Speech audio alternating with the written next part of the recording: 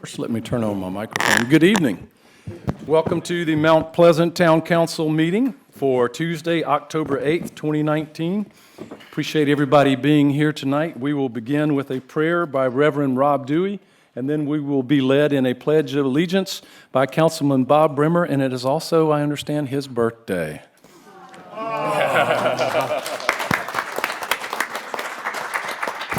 Jeffrey? Thank you, Mr. Mayor. Let us pray. Heavenly Father, we do thank you for birthdays. We thank you for blessing us to be able to live in this town. And we thank you for the leadership that you have given to us and instilling within them your guidance. We ask your special blessing on this meeting tonight, that it would all be done to your honor and your glory. In your holy and blessed name we pray. Amen.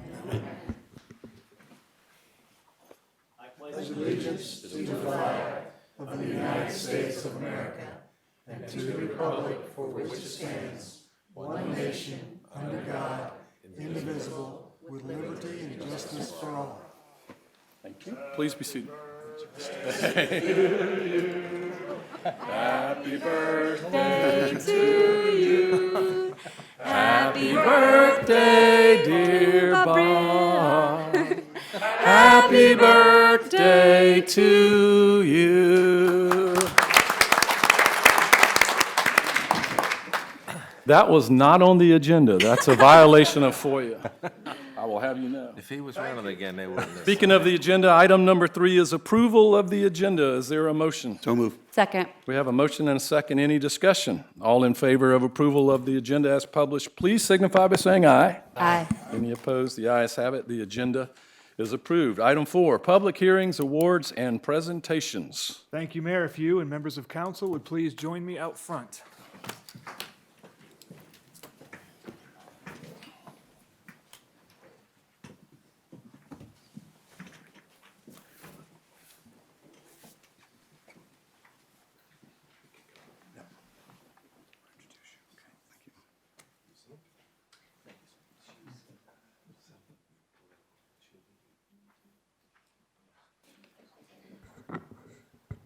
Well, good evening, Mayor, council members, ladies and gentlemen. As you know, in our organization, continuous improvement is something we strive for all the time. It's a core belief within our organization. It's a driver of our strategic plan. And I'm happy to mention to you tonight that one of the major items in our strategic plan has been achieved. And I'd like to introduce to you your Recreation Director, Steve Gergic, who will fill you in on the details. Steve? Thank you, Eric. Thank you, Mayor, members of council. As Eric was just saying, this all started back in 2015 as we were putting together the strategic plan. And right in our strategic plan here, 16 through 20, under the theme of operational excellence, Goal A, Objective 5, was to, by 2020, obtain national accreditation from the National Parks and Recreation Association. So I'm happy to tell you here today that we have gone through quite a process. I'm going to tell you a little bit about it. We submitted our application to the Commission of Accredited Parks and Recreation Agencies in March of 2017. An accreditation team was formed, comprised of our senior staff, our former director, Ken Ayub, our CAPRA consultant, Ms. Pam Ragland. And if I can have our senior staff and Ken come up forward, please.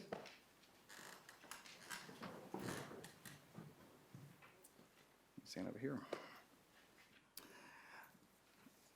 All of them helped tremendously in the process. I'll tell you a little about, and I also want to mention that the gentleman over here, Ken Ayub, I believe y'all remember him. Even after retirement, he stuck around for over another year, probably about a year and 3 or 4 months, helping out with the accreditation process. So it was tremendously helpful. The accreditation team met monthly and began a self-assessment process and gathered information and evidence of compliance on the 10 chapters and 151 standards of the accreditation process. The standards evaluated the agency's organization, structure, process, and ability to serve the community. The self-assessment took about 1.5 years to complete and was submitted to CAPRA in October of 2018. Shortly after, a 3-person visitation team was scheduled in January of 2019. It was a 3-day visit where they met with staff, verified evidence of compliance to the standards, and they conducted focus groups with participants in our program and toured facilities. And one little side note on that, I don't know if there's any participants that were in our focus groups that are here today, but we had people from several different of our program areas, and almost without fail, they would come out of the focus groups, they'd come out of the meeting, they'd walk up to me and say, okay, how much are you paying these people? What's going on? What's happening here? And so it was very nice to get a lot of compliments, and we appreciate the feedback from so many great people that participated in the focus groups. They also toured our facilities, and following their visit, they submitted a report to CAPRA verifying everything that they had witnessed. And I think the chairman, Bob, was the chairman of the visitation team. I think he's planning on moving back here. He was so impressed with the senior center. He said he wanted to come back here and be a part of that. Finally, about 2 weeks ago, Jimmy Millar, Pam Ragland, who's not with us this evening, she was our consultant, had previously worked with Charleston County Parks and Recreation and helped them with their accreditation process. And she was tremendously helpful with us. We attended the accreditation hearing with the CAPRA board in Baltimore at the NRPA conference. After a few questions about the process and the visitation report, we were notified that the Mount Pleasant Recreation Department was officially awarded accreditation. I'm very proud to work with our team and our entire staff in what we have accomplished in becoming the first CAPRA accredited municipality in the state of South Carolina. It's a testament.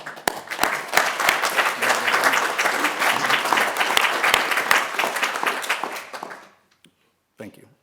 Appreciate that. It's a testament to not only the quality of our program and the great work of our staff, but also that of several other departments in the town. I can tell you it truly was a town effort with contributions to the process by nearly every department. Since many of the standards dealt with issues not directly handled by the Recreation Department, we asked and received a great deal of support from other areas, including risk management, emergency planning, police, human resources, finance, purchasing, communications office, planning, IT, and public services. Thank you to everyone involved and to this great council and to our wonderful Recreation Committee for all of your support. We appreciate it. Thank you. And Mayor, the real award, which is a nice crystal beautiful award that was on one of the slides over there, that was just a prop for the picture, but the real award's going to be sent to us in about 2 weeks. We'll have that, but we did get a certificate in the meantime, and so congratulations on your accredited Recreation Department.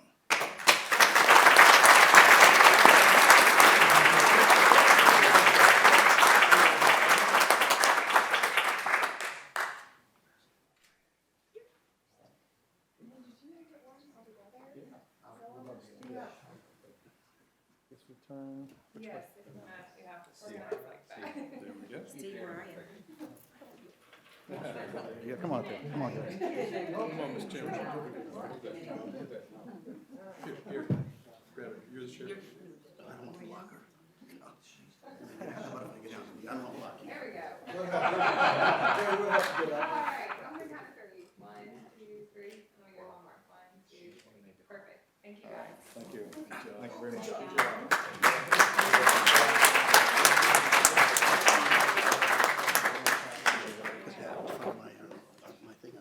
Okay, yeah, sure. I'll get it back. And if I can get Melinda Turner to join me up here, please.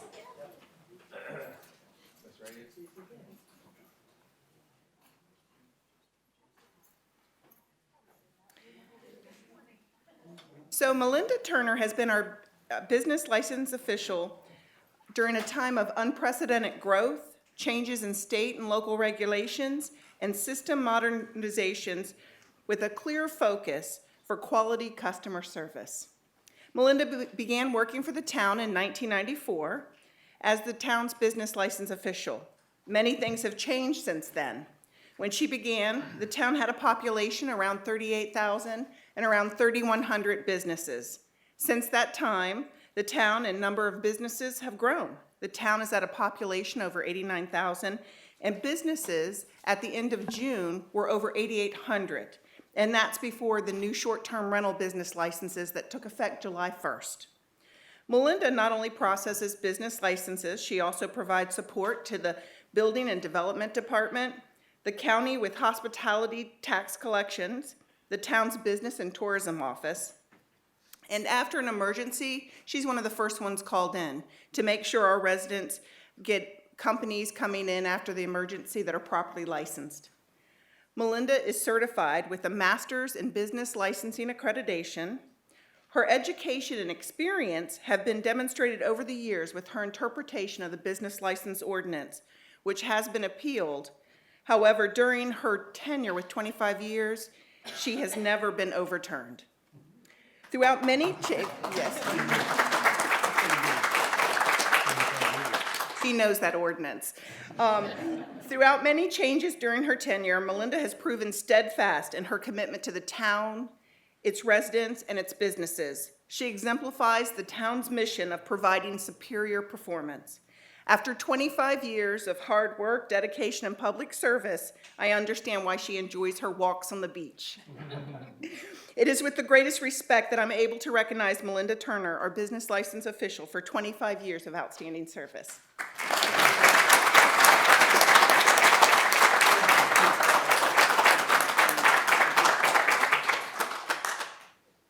I'm going through. 1, 2, 3. I'll do one more. 1, 2, 3. Perfect. Congratulations. Thank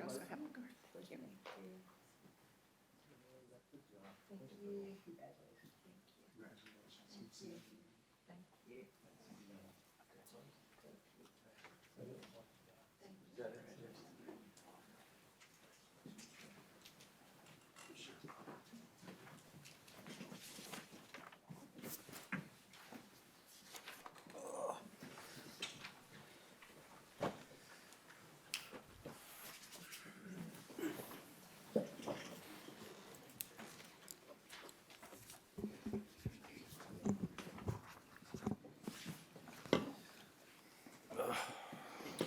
Next item on the agenda is item number 5, approval of minutes from the September 10th, 2019 Town Council meeting and the September 2019 financial statement. Do we have a motion? So move. Second. Mr. Mayor.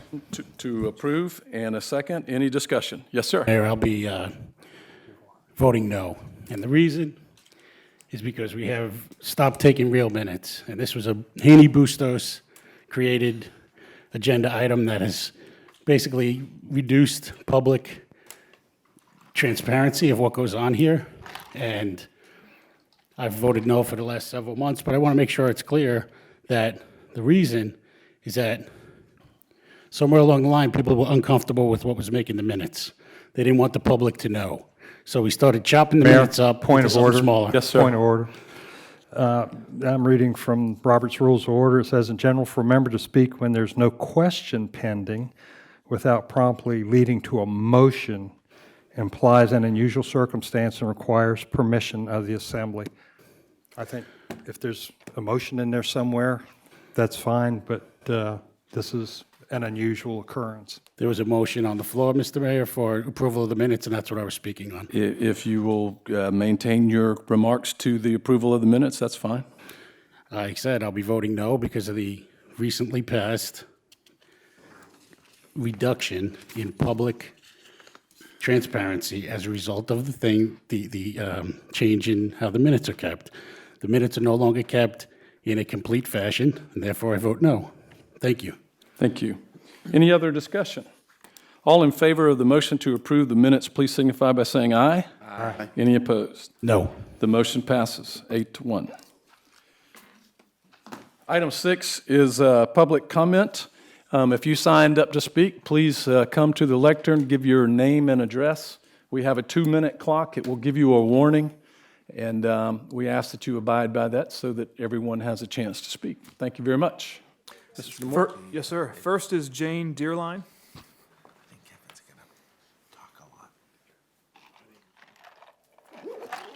Jane Dyer line, 1018 Lakeview Drive.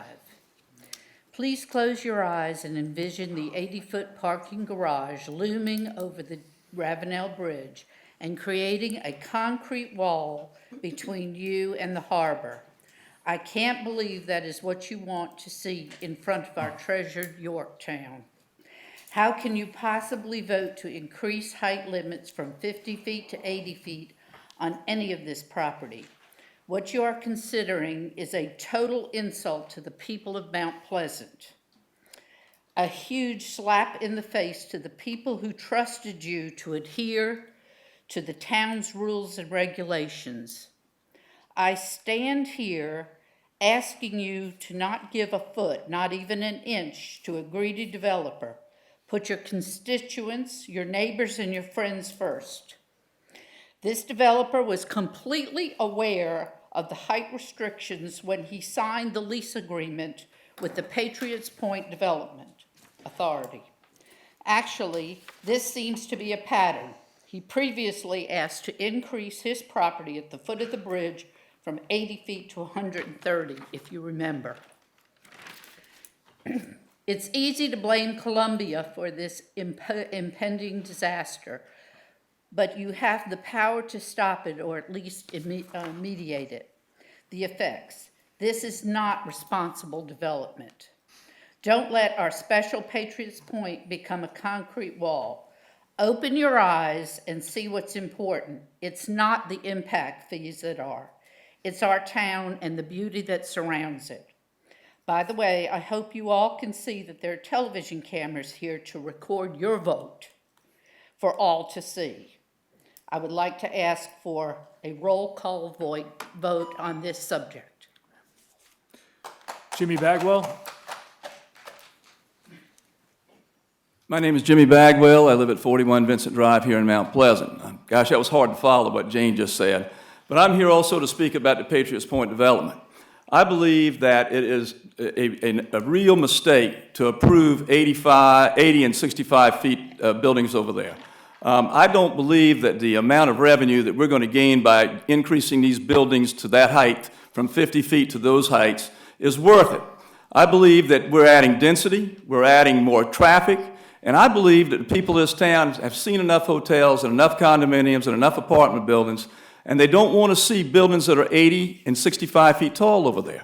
The other thing is, if you approve 80 and 65-foot buildings on this property, how are you going to tell another developer in this area especially that he can't have those heights? I think it sets a very bad precedent. I think the public is watching on this, and I think it's really going to upset this community to see that property given those type of heights over there. So I'll urge you not to vote for this, but to vote for the heights that were in effect when the developer bought the property. So please listen to the people and keep these heights at 50 feet. Thank you very much. Eddie Twilly?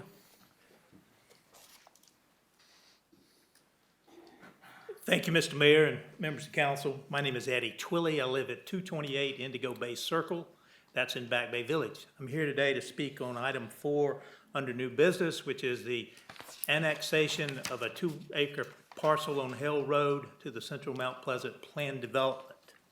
And that was to accommodate some changes that the school wants to make. We support that, particularly with the recommendation of the Planning Committee that stipulates that there would be no new curb cuts in Hill Road for vehicular traffic. There also would be created new golf cart parking to move golf carts and all off. We think these are good. Also help the traffic on Rifle Range Road. We would like to ask you to consider one additional stipulation on this annexation. And it's if, I know the school district is, they're committed to making this purchase, but if that purchase were to fail, we'd like to see that that 2-acre parcel remain at its low-density residential zoning classification. We think that that's more consistent with what, found in the neighborhood. It also, if something were to, there is an interest in trying to put more than a single-family home on that property or something, we'd have another opportunity to comment. So if you could consider adding that stipulation to that recommendation, would certainly be appreciated. Thank you. Ceci Heydrich Barkley?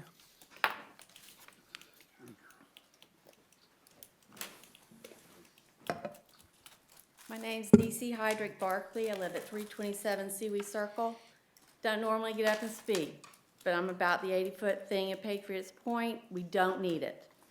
You can't give it, he knew it. It's 50 feet. And I'm just tired of coming across the bridge and we're losing our landscape, people.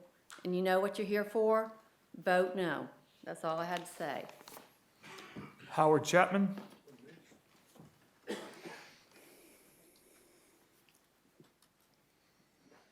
Mr. Mayor, members of council, thank you for the opportunity to speak tonight. I'm here to talk about something I was here before last month, and that's the project underway at the corner of Von Collins and Mathis Ferry Road. That project is being accomplished by a developer. The developer was required, when office buildings were placed adjacent to the hospital, that they had to follow a traffic plan. Their traffic impact statement was approved by council. What's happening is they're widening Von Collins, they're widening Mathis Ferry Road. Unfortunately, they're not putting a sidewalk on Von Collins. I can't believe that we're not requiring them to do that. We have a school right there, right across the street. We're not putting a sidewalk in, but we're widening the road. Anytime you talk about traffic improvements or traffic impact, you also have to consider pedestrians. Apparently, the pedestrians, in this case, 5 to 10-year-olds, wasn't considered. I would submit that council has the right, the responsibility, and the obligation to think about those children at James B. Edwards Elementary and make the change to put a sidewalk required for this project. I'm here because I didn't hear anything since I was here last month. So hopefully I've made myself a little clearer this time that a traffic impact statement means you talk about pedestrians as well as automobile traffic. Thank you for the opportunity to appear before you tonight, and please consider those children, and you're now on notice if there's an accident. Thank you. Barry Wolf.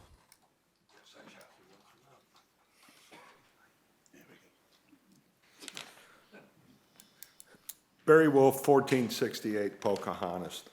I guess my first thing I want to say is we've got an item that's C1B, which is apparently giving money to the people who developed the parking garage that sits into 40 feet of a maritime district that was allowed, and it shouldn't have been allowed to start out with. And if we even think about doing anything there, I want to get rid of y'all. I'd love to see a meeting tonight with civility, without personal egos, personal animosity, personal vendettas to basically throw this into the weeds. This is our council. Smile, Kevin. Thank you. You know, you guys, we hired you guys, period. This whole thing has turned into a zoo by the actions of few. And we have a process to take care of that. That starts in a few weeks. And I will tell you, as a citizen of the town of Mount Pleasant, there have been times I've been very embarrassed by this body and by several in this body. And they know who they are. Thank you. Cheryl German.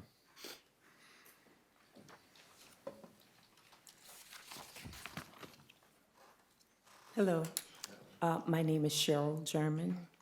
My address is 1510 Candlewood Drive. I have family in the Old Village community. I'm here on behalf of the Old Village Community Association.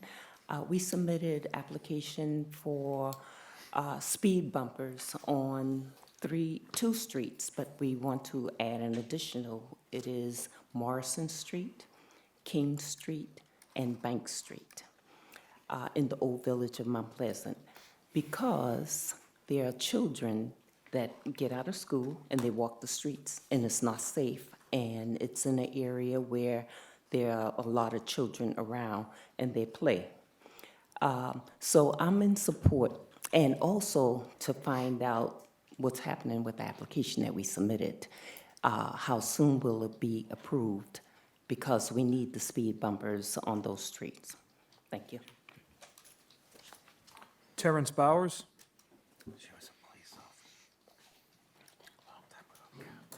Good evening, Mr. Mayor and Town Council members.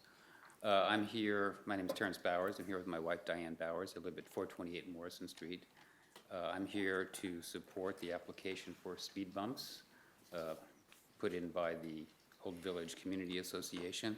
Just want to echo the points that were just made, that cars speed up and down these streets at alarming speeds. There are kids who live on the street, kids who go to and from Moultrie, and there are kids who can't play in their front yards because of this traffic. So it's needed, it's a safety issue, and I urge you to support this application. Thank you. Gary Dickman.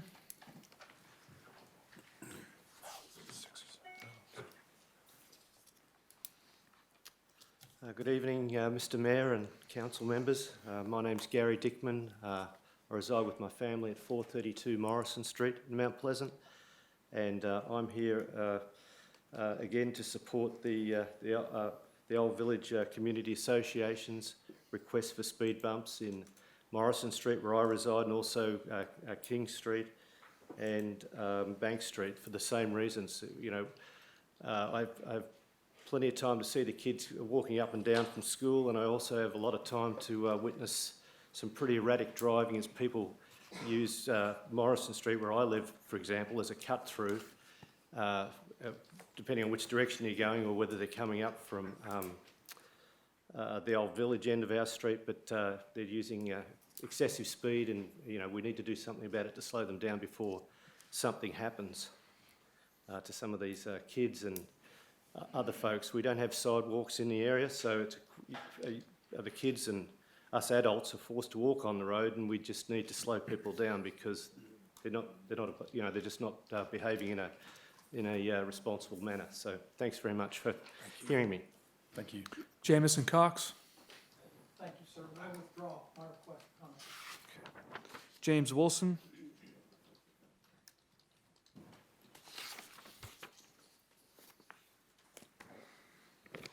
Hi, I'm James Wilson, live at 722 Dragoon Drive, here on behalf of Patriots Annex LLC. First of all, thank you very much to all the council members for participating in this process. Obviously, we've been here before you a number of times now, and I think it's been a healthy, robust process and good discussions and good results. There are three things before you tonight in regard to Patriots Point. One is the second reading of the development agreement. I think everyone understands that's just a very basic development agreement that just says the zoning will remain the zoning for 5 years. The second is the payment in lieu of tax agreement, and there are probably two things to be aware of on that, and one is that the town receives its full millage, full tax millage on these improvements, on these buildings. Of course, it's state-owned land. That's why it's not regular property taxes, but the payment in lieu ensures the town gets its full payment for those improvements. The other point is that we're just continuing the existing payment in lieu arrangement that's already in place for the commercial buildings out there at Patriots Point. Lastly is the height. This is second reading on the height, and as you know, we originally asked for 80 feet, which is consistent with the whole waterfront along this side of Patriots Point, from the hotels to the Renaissance to the Motley Rice to the Tides building. That's the zoning for it. We think we had a good discussion and have gradually come up with what we think is a good, sensible approach. It's a three-tier approach at 80 feet in the back, but working down to 50 feet closest to the Yorktown to the waterfront. It's important that everyone understand as part of that also that this height does not increase the density. The impact assessment controls how much can be built out there, and so no additional building can go, no more density or traffic can go without a change to that impact assessment, which has to come to council. So you have total control over that.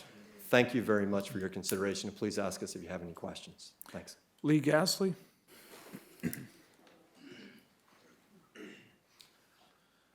Good evening, Mr. Mayor, members of council. My name is Lee Gasly with Seaman Whiteside and Associates, 1881 Capri Drive, Charleston, South Carolina.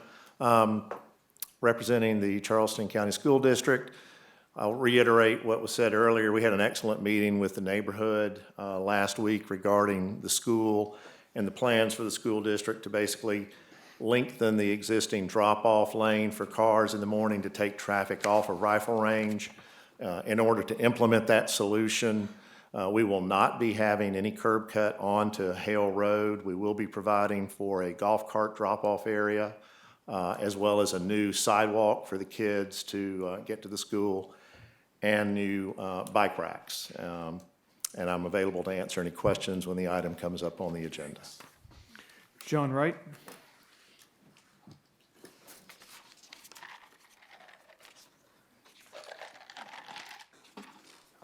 Mr. Mayor, distinguished members of council, staff, thank you for my few minutes to speak. I want to reiterate what Shell German said. I live at 145 Rose Lane. Those speed bumps are critically, they're very important. The application has been submitted. I don't think that there's even been looked at as of yet, but I thought it'd be quite proactive for the Old Village Association to get out in front of this. But speed bumps are desperately needed on those roads. As you very well know, the Edmund Jenkins project is both on Bank and on Ferry, and so we want to be proactive and avoid any possible safety issues and get some speed bumps on that road and get cars slowing down. Thank you so much. Thank you, John. Don Willis? Don Willis, I'll speak later. Thank you. That's all I have signed up, sir. All right, thank you very much. That ends item number 6. Mr. Mayor, I'd like to make some public comments. Oh, if I may. yes. Mr. Brimmer. Bob Brimmer, 2380 Parsonage Woods Lane, Mount Pleasant. 15 years ago, I was appointed to my first position here at Mount Pleasant on an education Blue Ribbon Committee. For the last 11 years, I've been coming to town council chambers monthly to weigh in on some of the most controversial projects in Mount Pleasant as a planning commissioner for 7 years and as a councilman for 4 years. So I just want to, and this is my last meeting. I'm taking a break from 11 years of service. So I did have a couple of comments I wanted to make tonight, if you will indulge me. One is, I'll start off like I usually start off with some thanks. I want to thank the members of this council and the previous council. Despite what happens here sometimes at meetings, we are blessed to have council members who care deeply about our town. And sometimes that passion gets out of control, but I am not aware, I'm very aware of the passion and the love that these folks have for Mount Pleasant and trying to do what they think is right. So thank you all for that. I want to also thank somebody that you see here every month. You don't hear from much, and you may not know exactly what he does. But Mount Pleasant's a great place to live because there's a standard of excellence that permeates all of our departments. And that excellence starts with our administrator. Mr. DeMora is top-notch. He runs this town quietly behind the scenes, and he doesn't like this kind of attention. But he has been a great support for me, and we all owe him a debt of gratitude for managing this town day in and day out. Thank you, Eric.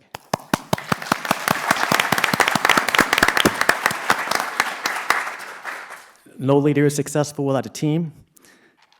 These ladies and gentlemen here that are our department heads in Mount Pleasant. They execute what council asks them to do, and they do it with excellence and quiet humility. But so many issues that come to us are generally dealt with before we even ask them to. Our department heads and their team of town staff, bar none, I think is the best in South Carolina. These folks do an excellent job day in and day out.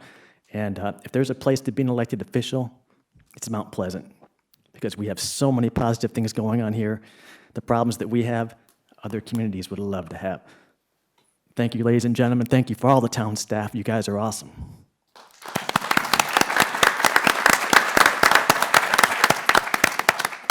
Serving on council in an elected position has been a goal of mine for life.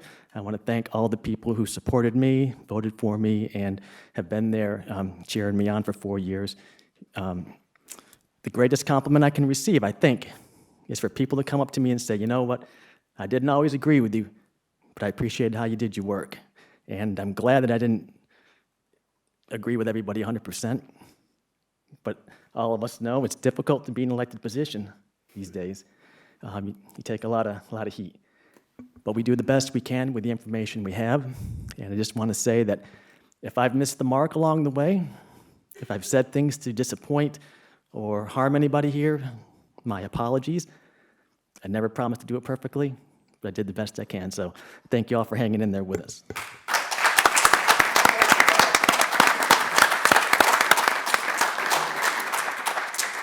One more apology. I want to apologize to, I don't see him here tonight, David Slade, Cecilia Brown, Quentin Washington, Alexis Simmons, and all the media. They've been hounding me for 4 years.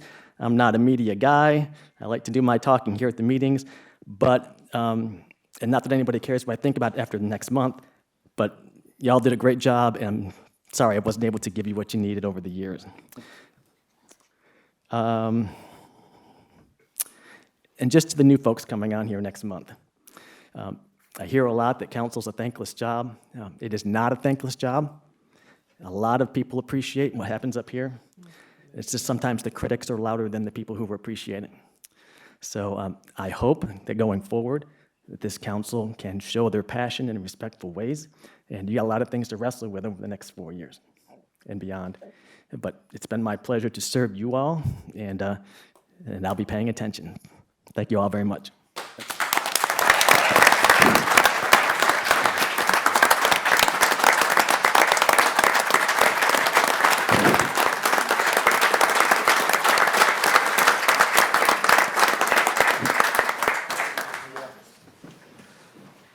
Mr. Kinane asked to be afforded the same opportunity. Mr. Kinane. I don't have any. This is public comments, by the way. That's where we are on the agenda.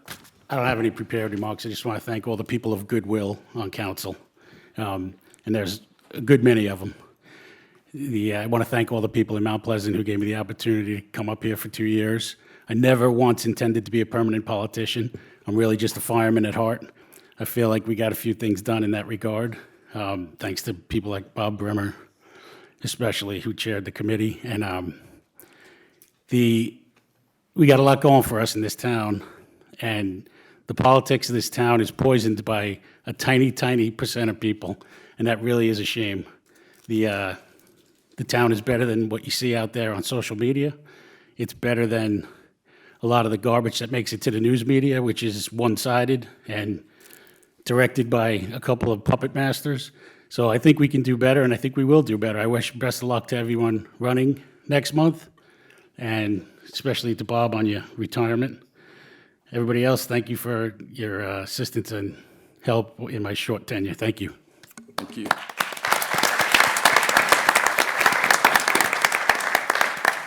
That concludes item number 6 on the agenda. Mr. Mayor. Yes, sir. I believe there's someone in the audience that may want to speak. Sir? Public comment?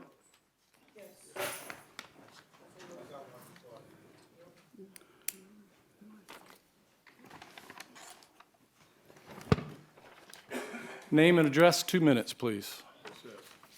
Good evening. My name is Frederick Gathers, and I'm here with the Old Village Community Association. I'd like to reiterate that we do need speed bumpers on Marshall Street, Bank Street, and King Street. It's a real safety hazard. I hope you all do whatever is necessary with the application so that we can get it done. Thank you. May I get your street address? Excuse me, I'm 627 King Street. 627 King. Thank you. Yes. Yes, sir. I'm Damon Fordham at 429 Morrison Street, and I'm here to as a member as a citizen who lives on that street, express my support with the Old Village Community Association for the speed bumps on said streets, Morrison, Bank, and King. Thank you. Thank you. My name is Emery Gathers. I'm at 418 Morrison Street. That's one of my residents here in Mount Pleasant.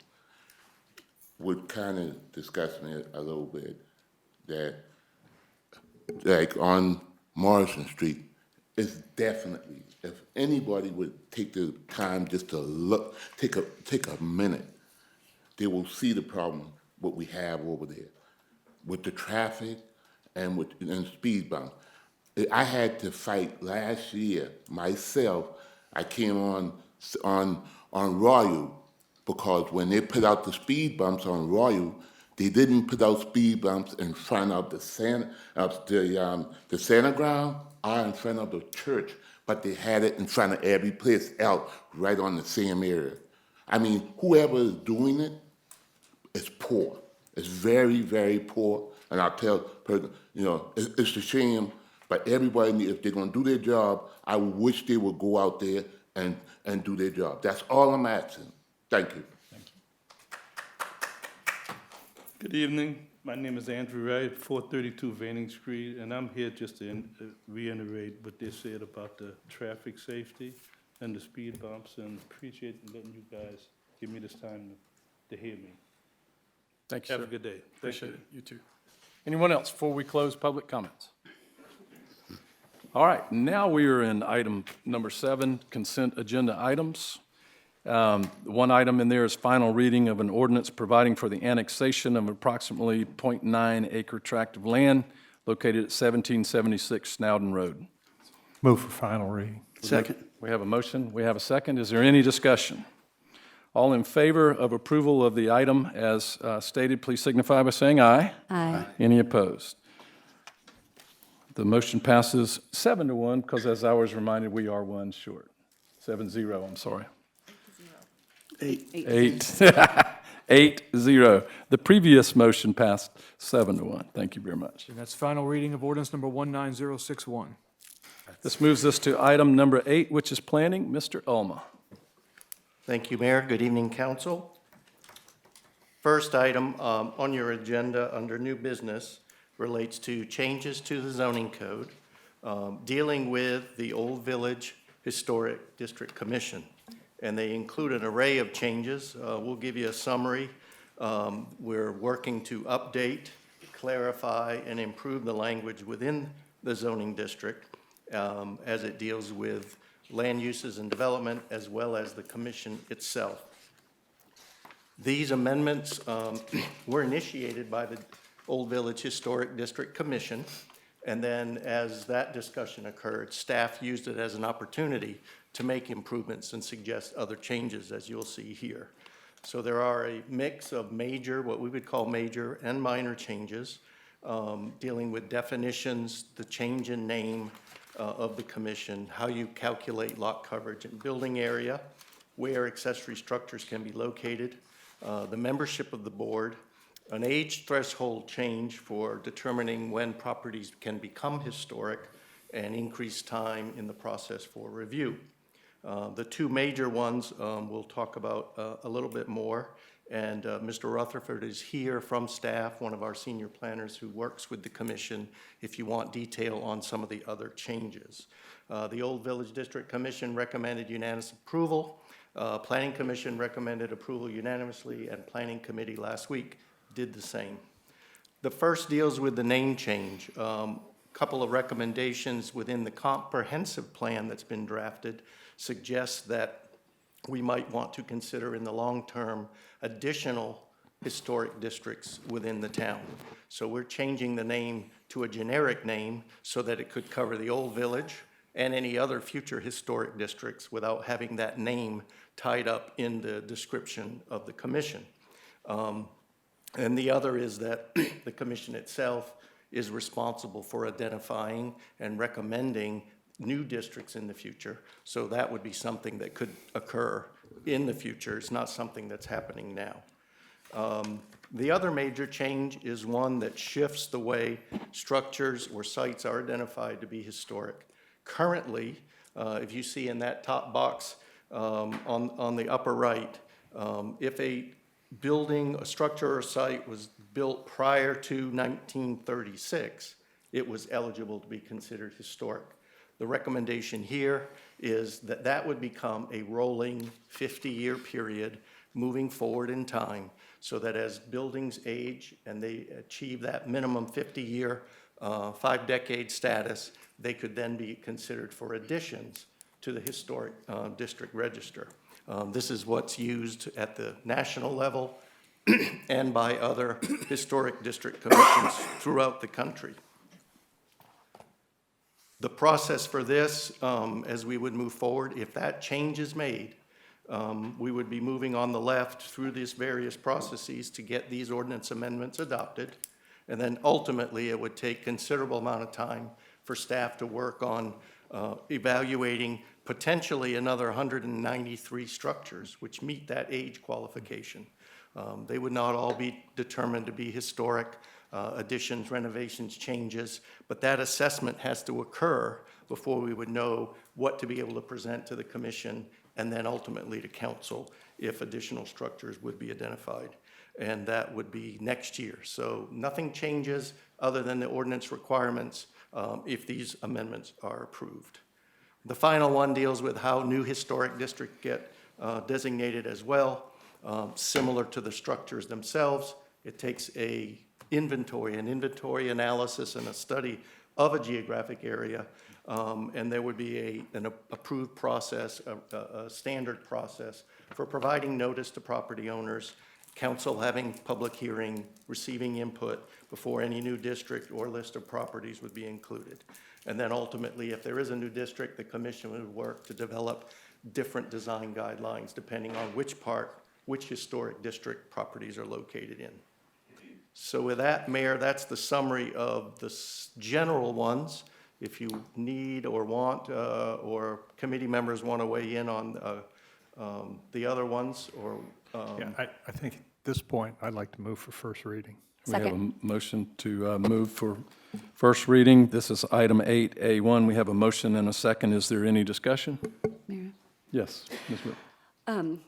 I think that this is an incredibly important move for our town to move in the direction of complying with our comprehensive plan, our draft comprehensive plan. I think there are so many historic areas of Mount Pleasant that are in need of preservation.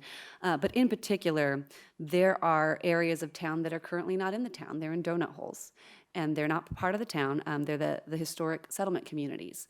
And John Wright, who was just here, spoke earlier, and Thomasina Stokes Marshall have been working diligently with the county to try and establish some preservations for these communities, which have so many complications with heirs properties and with developers coming in and filing lawsuits to get the property away from these folks that have been here for hundreds of years.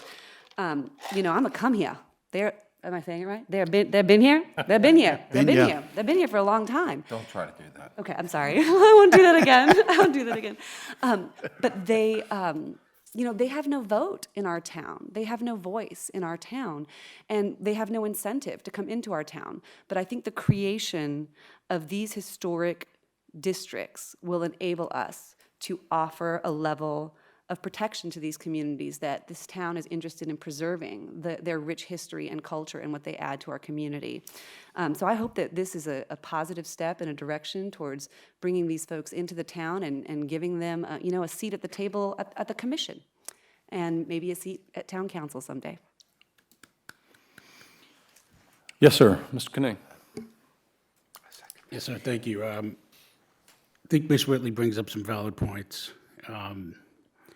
I'd also like to note, and I'll come back to this a few times tonight, the draft comprehensive plan. It's still a draft. 2 years ago, we were holding forums talking about how this was what was important on the next council. We're going to get this comprehensive plan worked out, approved, chopped up, and presented and in place. What happened? It didn't happen. Why? Good question. We're going to piecemeal tonight on a few very big issues. This is one. Patriots Point is another.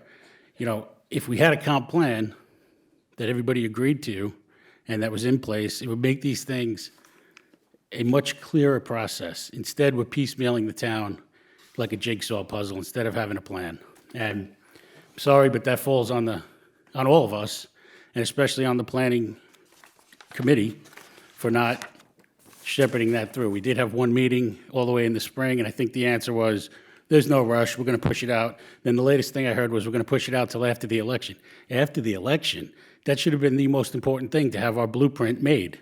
So I'm not really very happy about the fact that it got kicked down the road, and here we are with one example of probably 2 or 3 tonight where we have to guess where we should be going. This particular one looks okay to me.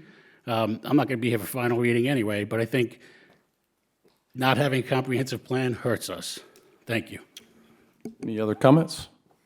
All right, we have a motion to approve. We have a second. All in favor of the motion to approve item 8A1, please signify by saying aye. Aye. Any opposed? The motion passes 8-0. First reading, ordinance number 19062. Yes, Next sir. item, Mayor, is a rezoning application to change the zoning on a piece of property about a little less than an acre at 1190 Shadow Drive from Office Professional OP District to Area-Wide Business 2. The property is located here off Chuck Dolly Boulevard.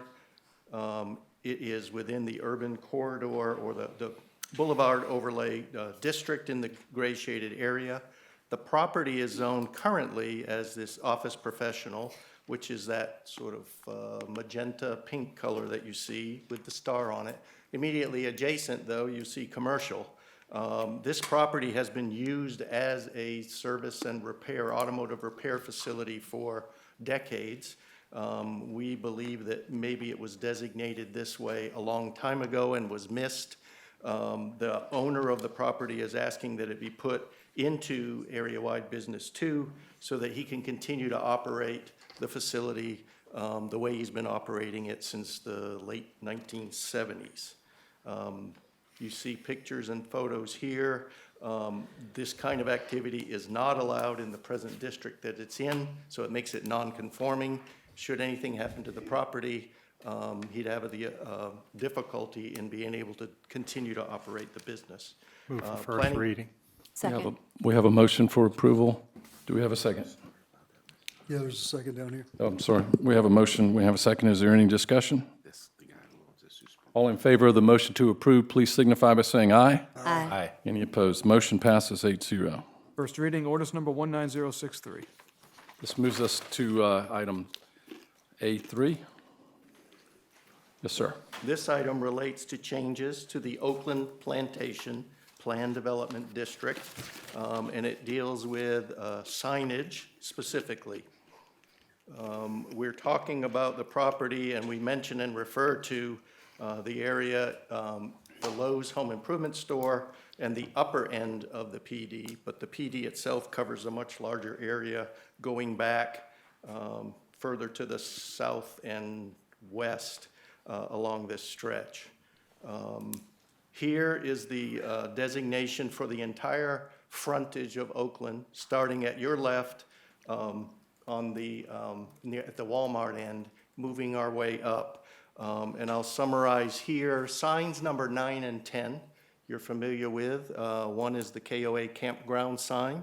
One is the fun park sign, 9 and 10. Those were approved by the county at the time. They don't match the sign limitations within the PD at this point. Those two are being proposed to be added to bring them in conformance with the PD. So those existing non-conforming signs would stay the way they are or be able to be replaced with signage that meets those requirements. Motion to approve? We have a motion to approve. Do we have a second? Second. I have a question. Yes, sir. Mr. Olmo, if this gets approved and the sign gets destroyed, then they have to comply again, or they're allowed to build to the same? No, the standards, Non-conforming. the standards for signage, if a sign is destroyed, then you would have to meet the new requirements. Perfect. Thank you. Mayor? Yes. I would like to respectfully ask Kevin to amend his motion to exclude the request from the Taco Bell that wants a 150 square foot sign added to Highway 17. That's what's included in the current ordinance, and Planning Committee recommended approval of the existing signs to bring them in to be conforming, but we recommended denial of the 150 square foot. 'Cause, I mean, Accept that's that, enormous. accept the amendment. Hold on. Oh, is hold that on. allowed? Am I doing First it? reading. First We're reading. First reading, Mayor. So at this point, it's just for first reading only, and amendments would be made at final reading. Okay. Okay, well, okay, then we need You to. can make those amendments at final reading. All right, then I withdraw my request. Okay. You withdraw the, okay. So we have a motion to approve on first reading. Any further discussion? All in favor of the motion to approve, please signify by saying aye. Aye. Any opposed? Motion's approved. First reading, ordinance number 19064. Item number 4, please. This is the rezoning request that you've heard several speakers talk to this evening to amend the Central Mount Pleasant Plan Development District. It's about 2 acres of property currently zoned R1, and it would be added to the PD, this additional acreage to be under the school designation.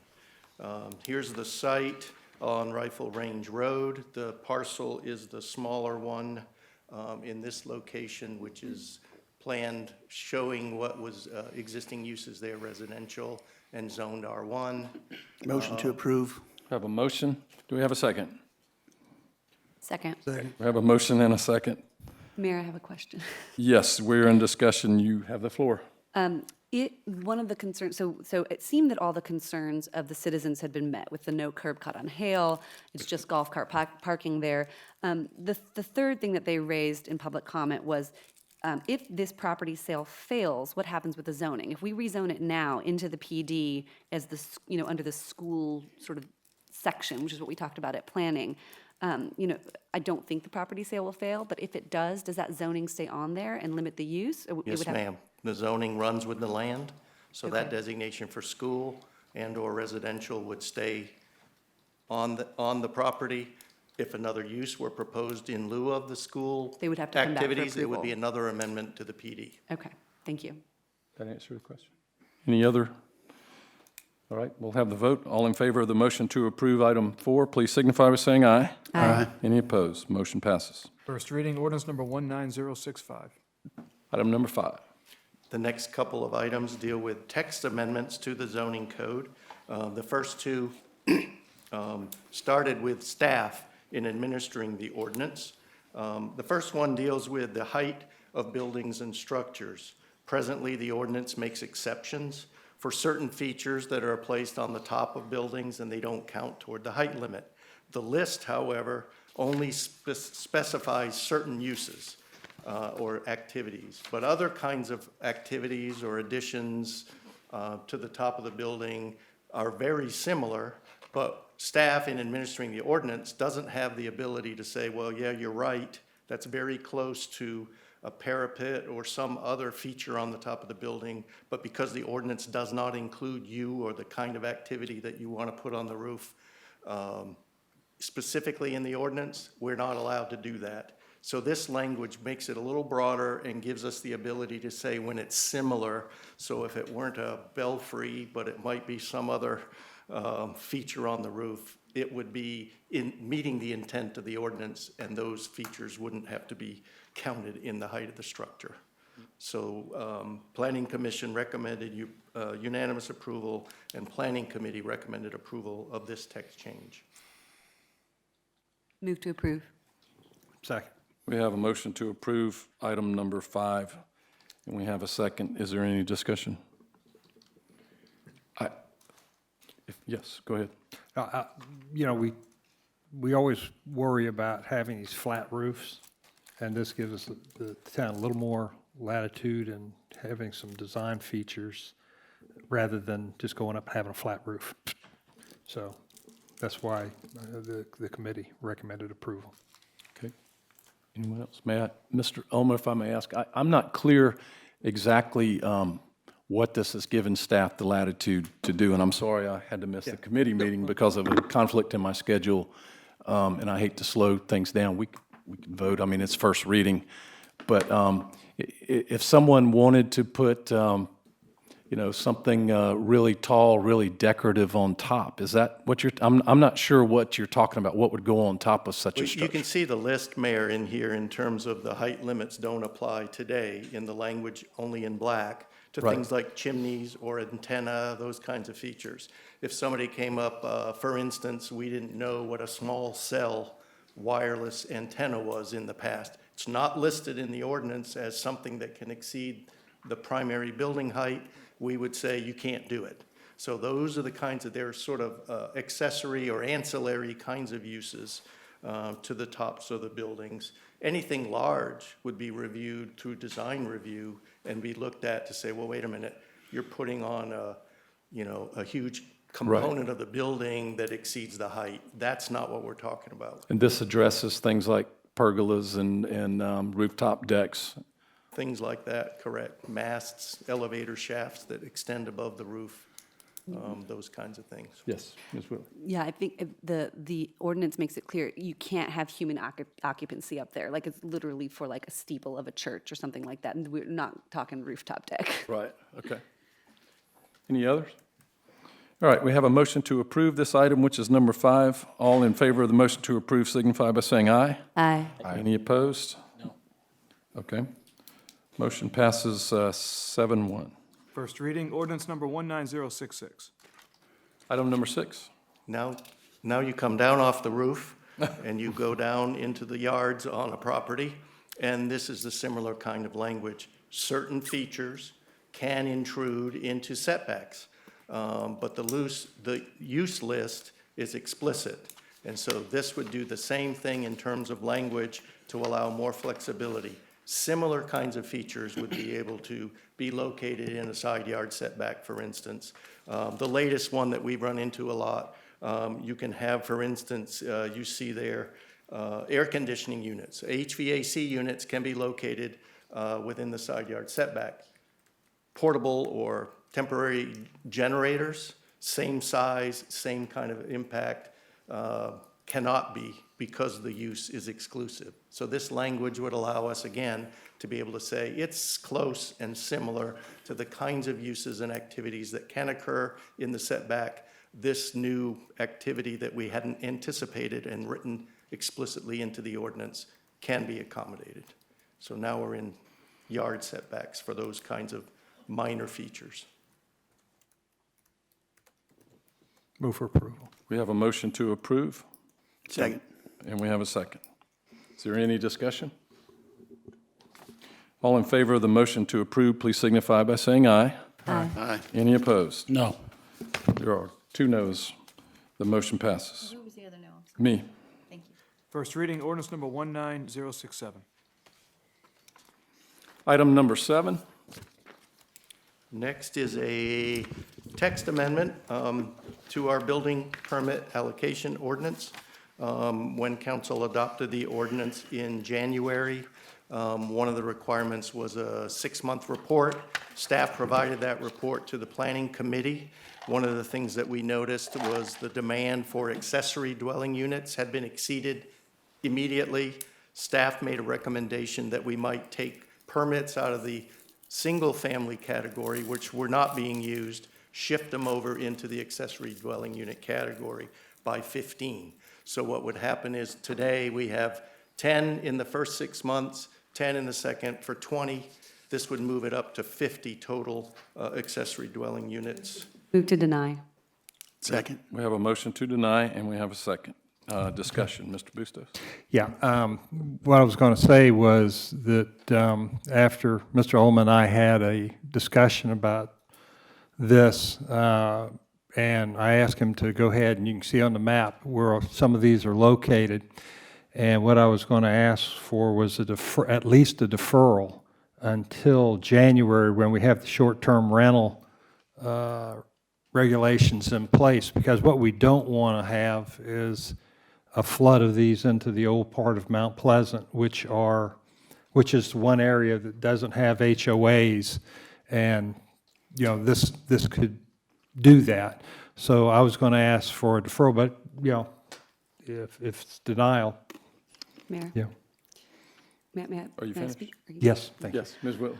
Yes, along with the rest of planning, we just sort of approved this at planning to go to full council, because it looked good on paper, right? We're not changing the overall number. We're taking a certain number from ADUs, from single families to ADUs and shifting that.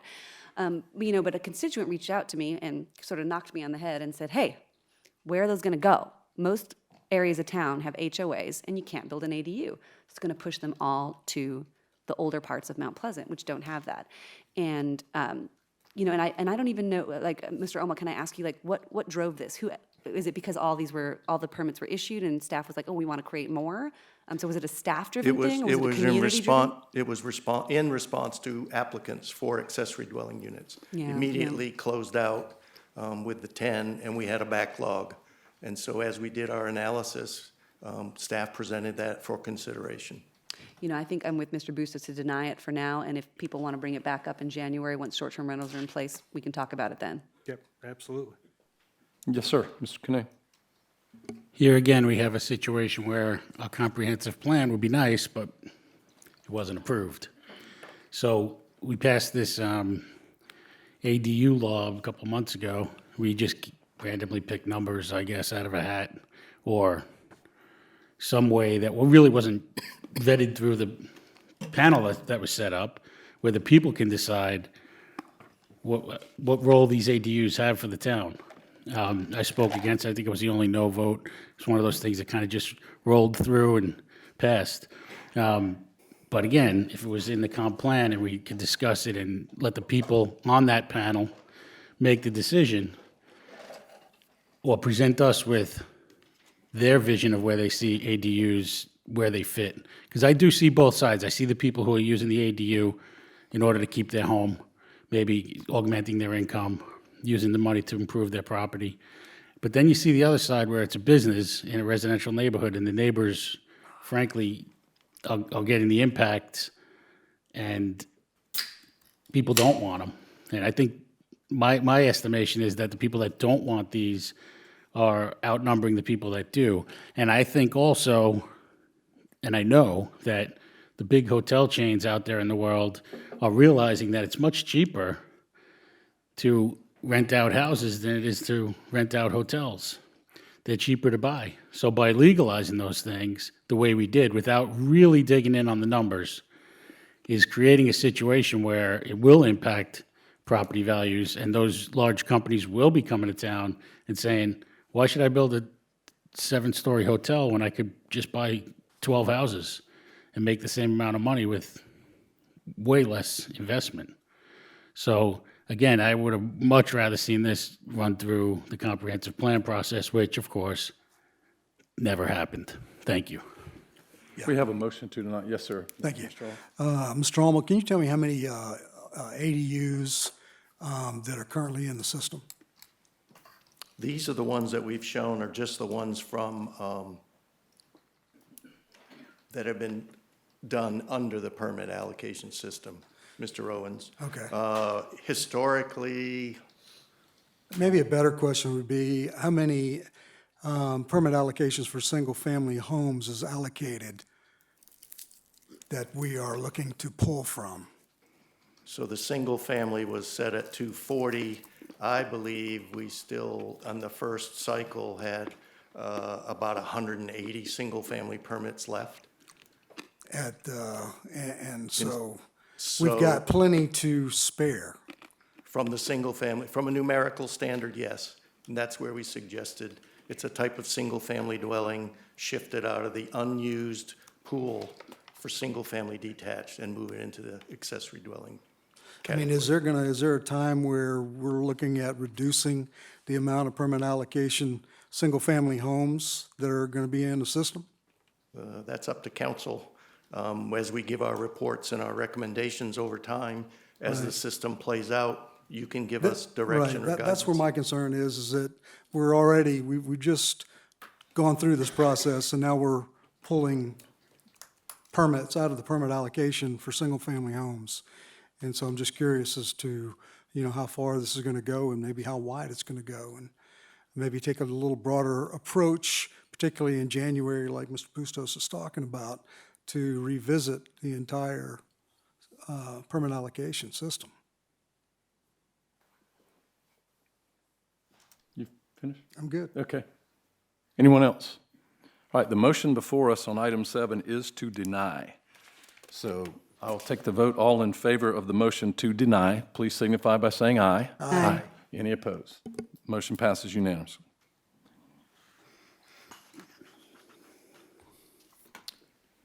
That was item 7. Item 8 is a rezoning first reading to rezone property from neighborhood commercial to R1, low-density residential, about 2/10 of an acre on Shermer Avenue.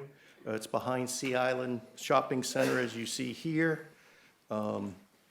Plan designation right now reflects an office use or neighborhood commercial. The zoning designation is within the Boulevard Overlay District. So as you know, that district's calling for more intensive uses, commercial, mixed use within that entire area shaded in gray. So this is a proposal to go in the opposite direction.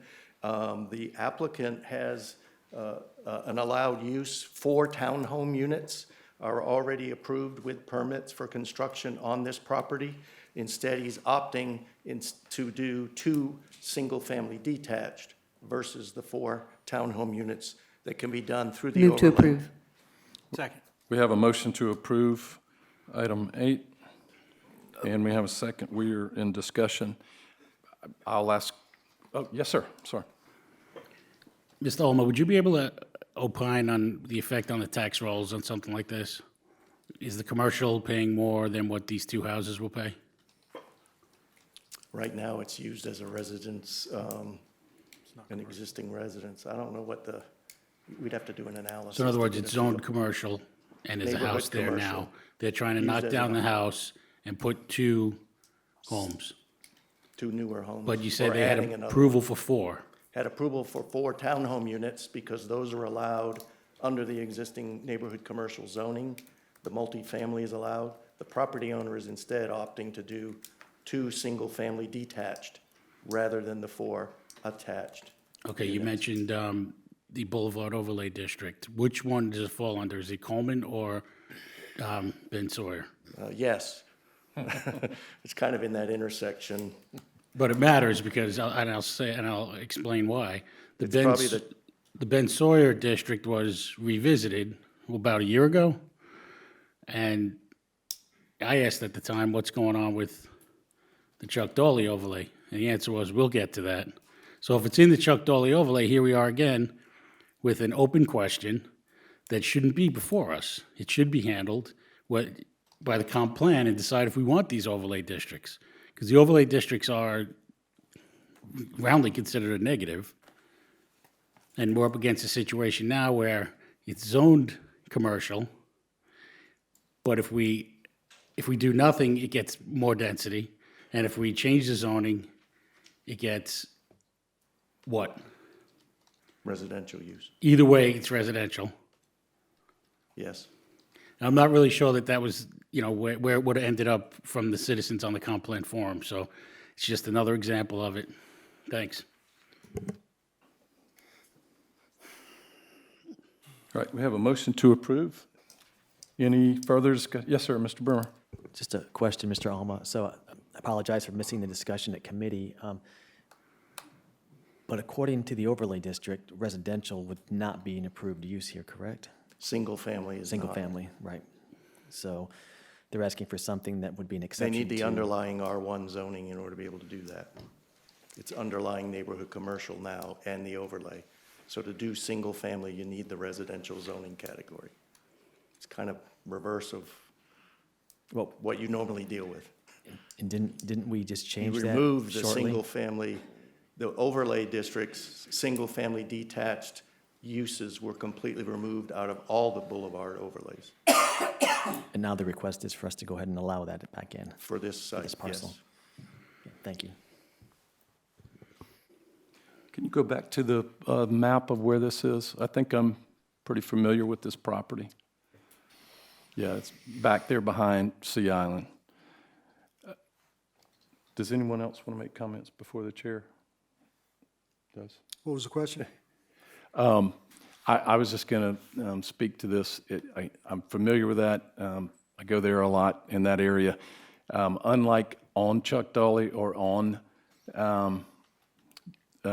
Ben Sawyer Boulevard or even Coleman, this is back off the road. One of the reasons I know that I voted to take single family out of the other was because of what we saw we got, especially on Ben Sawyer and some other places.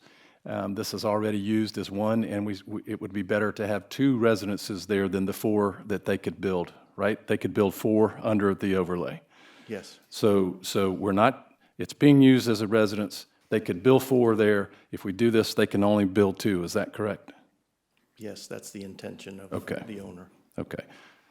In my opinion, that's consistent with what we were trying to achieve, which is the concentration of higher density in these districts. So that's why I'll be voting that way. Any other comments? Yes. Yes, sir, Mr. Jones. Yeah, Mr. Allman, can you explain to me, and looking back in the minutes, they really weren't really very specific. Could you tell me why the Planning Commission recommended denial? They had a concern about the idea, or because we haven't studied yet this area, which is a recommendation in the comprehensive plan, to move forward with special area plan studies. This would be a node that we would look at. Because that hadn't been done yet, and the belief that, well, if we're in an area or on the fringe of something that is designated commercial, it might be more intense. Is it appropriate to put single family there right immediately adjacent to that? So it was kind of a philosophical question about what uses are appropriate in this location. Part of the argument, on the other hand, the mix was that you have residential right across the street, fairly new development, so wasn't a clear-cut determination when the Planning Commission looked at it. Are there commercial properties on either side? I believe, oops, there's the one next door is well, it's all in the overlay, is area-wide business zoning on the one parcel next door, Right. but Okay. mostly residential and kind of a mix, as you see there on zoning. Right. Thank you, sir. AB is the gold tan color. And again, this property is how large? Less than 2/10 of an acre? Yes, sir. 0.18 acres. Okay. Any other comments? Another question. Yes, sir. Mr. Ulmer, so is there any way to keep this as a commercial property? You'd have to amend the zoning ordinance text to allow single family within a commercial zoning district. No, that's not what I asked. I said, is there any way to keep this as a commercial property? I see Oh, the as a destruction of commercial property in the town, this dance that always happens of moving it back and forth. You know, it hurts entrepreneurs because there's very few small business properties where somebody could say, I'm going to buy that property and make an office or open a small business. That doesn't really, we don't have a healthy market in that smaller segment. So I just would have hoped to have this addressed by the comp plan, but of course it's not, so I'll be voting no. Thank you. Anyone else before we vote? All right, all in favor of the motion to approve this item 8, please signify by saying aye. Aye. Any opposed? No. 2 noes? 2 noes. First reading, ordinance number 19069. Motion passes 6-2. Section B, old business. Item B1, please. Yes, Mayor, this is final reading of the request for the Patriots Annex location at Patriots Point to amend the building height plan map. You saw it last time with a request for 80 feet across the entire property, but discussions had been occurring about an option or an alternative to that. Deny. Second. We have a motion to deny and a second. We are in discussion. Mayor, may I? Yes, you may. I really want to explain myself with this one. I want to thank Gary, because yesterday I had an opportunity to sit down with Michael Bennett and hear his vision for this property. And I think he has a beautiful vision, and I know that he cares deeply about this town. I know that he has plans for this property that will bring so much, life to this town, this amphitheater, which creates an opportunity for, potential partnerships with the town, like our own little Hollywood Bowl. There's the tax revenue that's going to happen. And I know Mike wants to do it right. He wants to do it beautifully. That's what he talked about a lot, was architecture. He has another property down there at Ferry Wharf where he has 80 feet on the entire property. And instead of doing that everywhere and creating these super tall buildings everywhere, he's doing 35 feet for a lot of it and making something that he said was inspired by the old village Pitt Street to make something that's walkable and exciting for our residents and for tourists to come and experience, that sort of throwback feel of Mount Pleasant and what makes us special. And he asked me for my vote in support of this. And I had to do a lot of hard thinking because he's very convincing. And I think that this is a key project for the future of this town. But then I thought about why I ran for office and what I ran on. And the platform that I ran on was one of preserving the character of Mount Pleasant. And to me, I can't support the increase. But what I will do, and what I've already started doing in the planning committee, is to shift the thinking of this town away from height restrictions based on feet to height restrictions based on story. This is something that is done in the city of Charleston, and height limits based on feet give us that boxy, flat-roofed architecture as developers try to cram as much square footage as they can, you know, with these low ceilings to cram as many floors as there. And it's ugly. It's ugly. And we see it with the boulevard, and we see it with the parking garage, and we don't want that in our town. We want the beautiful stuff that Mr. Bennett is planning for that area, and we want developers who are going to come to our town and do the beautiful stuff that keeps Mount Pleasant the place that people want to live. And if we do it by story, then we give freedom to architects to have creativity, to have pitched roofs, to have a 20-foot first floor grand entrance to the hotel, you know, to the Patriots, Grand Patriot, which has got to be grand. It's right there at the Yorktown. This is going to, you know, especially with this coming Medal of Honor Museum and the tourism that that's going to bring to the town and the Yorktown and what's already there, we need to have something grand there. And I think Mr. Bennett deserves to build something grand there for this town. And I think that if we move to shift it to story, I think he'll be able to achieve that with a 50-foot, I mean, with a story limit instead of a foot limit. So that's why I'm moving to deny. Thank you. Mr. Santos? Yeah, Mr. Mayor, I think Mr. Bennett and his attorneys in the audience, I'd like for them to come up and tell us a little bit about what Councilmember Whitley just talked about, if that's okay with the council. It's okay with me in the essence of time. I mean, we have a motion to deny.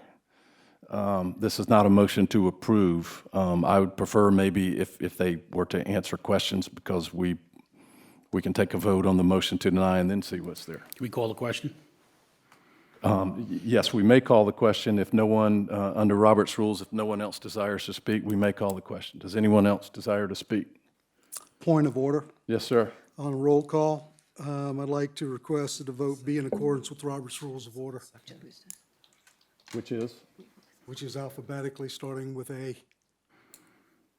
It's fine with me. Does the clerk have the alphabetical list? I do not, but I have to think. I bet you can figure it out. Might be able to. Mr. Mayor, just to clarify, this is a vote to deny. The motion Yes, on yes. item B1 is a motion to deny, so a yes vote is to deny. Actually, the motion is to deny the 80 feet as written. Would that be correct, Mr. Paglerini? That's correct. There's been, of course, we're at final reading. There's been no amendment to this. There's been no amendment to this point, so it's to deny up to 80 feet in building height. That's the motion that we're voting on, to deny. So if the clerk will call the roll, please. Mr. Brimmer. Aye. Mr. Brimmer votes yes. Mr. Bustos. Yes. Mr. Bustos votes yes. Mr. Cunane. No. Mr. Cunane votes no. Ms. Landing is absent. Mr. O'Rourke. No. Mr. O'Rourke votes no. Mr. Owens. No. Mr. Owens votes no. Mr. Santos. No. Mr. Santos votes no. Ms. Whitley. Yes. Ms. Whitley votes yes. Mayor Haney. Yes. Mayor Haney votes yes. I have 4-4, so the motion to deny fails. And just for clarity, that vote was on what was done for 80 feet across the whole parcel. It was. Upon consulting with our legal counsel, there was no amendment to the first reading. That was 80 Right, feet that- across the whole Across the whole parcel. parcel, Yes. yes, thank you. I'd like to make a motion to approve and open for amendments. Okay, so this is a motion to approve as written from first reading without. I know there's going to be an amendment, so You yes. want to amend it as it's in this height plan amendment? Yes, ma'am. I'd like Okay, to so you want a amend it to motion the to approve stepped- with this map amendment? Stepped Pictured. approach. Okay, so the motion, Okay, I'm sorry. I'm really confused. Hold Let's on. go through He's the. amended my motion, that's fine, either way. That's All right, clarifying. Let's understand, there's, as I understand it, sir, you made a motion to approve based on the 80 feet, and you're suggesting that there could be an amendment to step down, which would be a separate vote, right? Right. So right now, the motion on the floor is to approve as written And there's no second. We're awaiting the second. Mr. Mayor, can I just ask a question? Can you just make a motion to approve this? Wouldn't that satisfy everything? Instead of having to do it twice? Approve the picture, yes. That has not been proposed. The ordinance is written as 80 feet across the board, so we understand that's what was approved at first reading.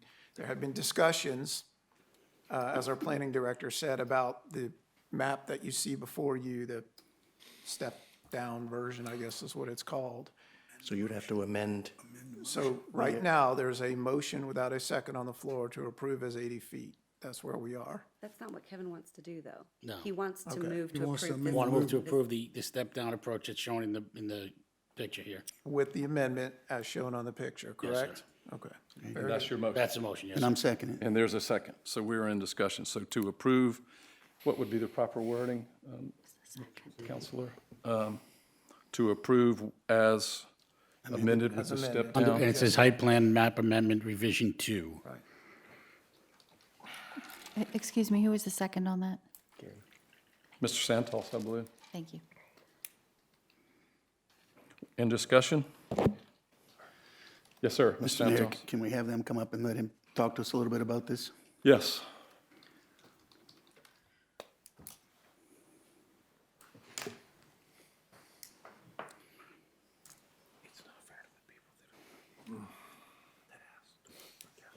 Thank you all for allowing me to speak. I'm Michael Bennett. I am the applicant. As you all know, I've been working on this project for many years. I think I was approached by Patriots Point about 6 or 7 years ago, and we have worked on it for a long time and hard in trying to come to a plan that the town would be proud of and something that we could all support. I'd love to have an 8-0 or 9-0 vote, because we surely are working to try to do something that the entire council is supportive of. We always thought that that 80 feet would quite frankly be okay, and I think it was okay until it wasn't okay, and I understand that things change. And with the Medal of Honor, it really did change perceptions of the height. Even though the height, it completely surrounds us at 80 feet, from the two hotels on one side of me, all the way under the bridge, all the way over to Northcutt Boulevard. It's really amazing how much of that land is owned for 80 feet. And on this particular request, I have under lease approximately 275 acres from the state of South Carolina, and I have a big obligation to develop that in order to give them the money to support their mission. On all the land I have over there, I believe we're asking for, I don't know if any of the engineers are here, I think it's 3 to 5 acres of land of the 275 acres that we own there. We're asking for the 80 feet. And basically, we're asking for 80 feet for the Grand Patriot Hotel. And GM pointed out about the height with the floors. She's exactly accurate. We're not trying to put an 8-story building in here. We're trying to build a grand hotel that we think with the cupola and everything and in places, it's going to reach that 80 feet. But on all the land that we have, 275 acres, we're asking for just a couple of acres where this hotel sits to reach that height. So I hope you do give that your consideration. I would love to have everyone's support. I also would point out, when I started this, I met with the town, met with Patriots Point, met with the state, and the town and Patriots Point really discouraged me from doing residential. And so on all this land, 275 acres, and by the way, building apartments is kind of the low-hanging fruit in Mount Pleasant. If we had been requested and had been approved for lots of apartments, that would have been kind of taking the low-hanging fruit. But on all this land, we're requesting 130 residential units. And on 3 acres or 4 acres, people build 250 and 300 apartments. So on all this land that we have over there, we're requesting a total of 130 apartments. So we really do listen to the town and try to do something that fulfills our obligation to Patriots Point, to the state, and to the town of Mount Pleasant, and trying to make it as beautiful as we can. You know, the financial benefits are great here. The impact fees alone are $9 million. The future property taxes could be upwards of $8 million or more annually on this property, which we think will invest ultimately $500 to $600 million. And using the 6% rate at the millage rate, that's what that reflects. So I'm happy to answer any questions, but I would love to have everyone's support. I really have tried to listen to y'all and try to do the right thing for the town, for Patriots Point. Thank you very much. Thank you, Mr. Bennett. Council? I call for the, Let me ask a quick question, if I may. If this were passed, and this might be a legal question, what delineates, would it be surveys? How do you know once things start getting built there, what falls under which height tier? Is it meets and bounds? Is it, you know, does it mean once we pass this that everybody forever is stuck to that exact map? I have a lot of questions. Yep. Generally, I mean, having to define it at this scale, but the parcels or there are maps that are more specific that show where the boundaries between those height limits are. So we would have to apply those through the design review process and the layout and if things line up the way they're shown here in terms of utilizing roadways as the edges, it won't be an issue. So we'll know that south of a particular road or street is one height, north of that, or between Patriots and the other road that you see. So physical features are being used in order to be able to determine what those where those boundaries are between the three tiers. And some of these, I believe there's like a 15-year build-out plan? At least, yeah. Is it 15 years? We think it'll take about 10 years, but I think we're entitled to 15 to 17 years. Okay. Okay. And so it's not like everything happens at once. And there could be amendments to all of this years hence, long after we're all done here, I think. There's nothing stopping it from there being amendments. I mean, we had a height limit. We have a height limit right now. Right. Mm-hmm. Future council could, which part of this would be built first, Mr. Bennett? I think the Grand Hotel. The 80-foot portion. And though the purple shows more than just what the hotel footprint is, Mayor, the hotel footprint is in the center of that purple designation. And then that middle Main Street, though that's 65 feet, that is for parking structures. The Main Street buildings themselves will be 3-story buildings, probably be 35 feet, down to the Grand Lawn right on the harbor,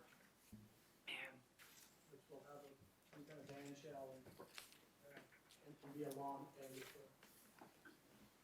Mayor Haynes? Yeah. Yes, ma'am. One thing I would like to ask Mr. Ulma, you know, in the development agreement, they are guaranteed 5 years of zoning. Even though I will be voting against this height increase, I am concerned. I think that they should get 5 years of certainty. They're going to be investing so much into this property, and would this vote on height, would they have certainty? Because if they go in and get all this done and then there's an election in 2 weeks, and then they could say, oh, no, never mind, yank it back. Or like 3 years, 4 years. So I guess my question is will they have certainty in this stepped height map as part of the development agreement for 5 years? I believe that's the intent of the development Mr. agreement. Pagliarini, would they? The zoning would But the apply. zoning does not have this, the zoning is limited to Is 50 feet. waterfront So if we gateway. change the height map to The 80, common- 65, 50, will that 5 years attach to this plan? It's a combination of the waterfront gateway zoning district and the building height map that define what the approved zoning is for the property. Okay. Due to the size, I believe they could only do a 5-year Right. agreement. But I guess I just wanted to be sure that there's not sort of a funny business going on, like just, if it's approved or not approved, do they have certainty in the decision? I think that they deserve that. But in all honesty, too, it works both ways, right? They can come back in a year and request 80 feet for the whole thing. Or if Bennett assigns this lease to someone else, they can come in and say, well, you gave us 80 feet there, why don't you give us 80 feet? So it's open either way, yeah. The agreement wouldn't lock us in for that 5 years? I guess they could always be amended, right? Unless they amended it. Yeah. Unless it was agreed to amend. But it'd have to be mutual. At that time. Right. Okay. Right. I'm not coming back to ask any other. Thank goodness. Any other, yes, sir, Mr. Kinane. Once again, what Mr. Whitley brings up is a perfect example of something that should be addressed in the comprehensive plan. Because then, if someone comes back and says, I want the 80 feet, we could point to the document and say, well, our comprehensive plan doesn't allow for that, or it does allow for that. So here again, we have a comp plan not passed, creating what could be an open-ended problem. But any piece of land could be rezoned, and anybody could ask for anything they want, but doesn't mean it has to get passed. And I think the stepped approach respects the reality on the ground, which is basically that the state abandoned Patriots Point financially, essentially. They lend money to Patriots Point, but they don't grant state tax dollars to Patriots Point. So they created this scheme of let's figure out a way to lease the land out. They got a local builder with a good reputation and somebody who builds a quality product, and they said let's lease this out to Mr. Bennett.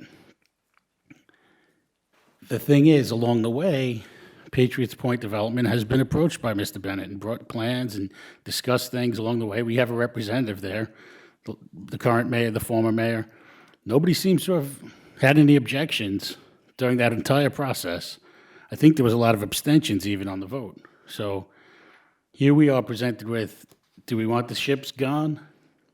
And, well, I guess there's a few options. The ships could be gone if there's no money produced by this lease. Or they can come back and say we want 300 homes or 3,000 homes on that property, which is a disaster for the school. It's a disaster for traffic. So the small number of apartments he's asking for and the heights actually produce more green space. Because if you take the same square footage and spread it out on 2 or 3 story buildings, there's no grass left. So I think the compromise of the 3 different heights will create a little bit more breathing room between the buildings, a little bit more green, and it's probably worth it. I also think that when you look at the effect on neighbors, there's a couple of 80-story buildings right there, and those people might be complaining from their 80-story building about their new 80-story neighbor, but there's nobody's home is loomed over by these buildings like some other places where people ask for heights.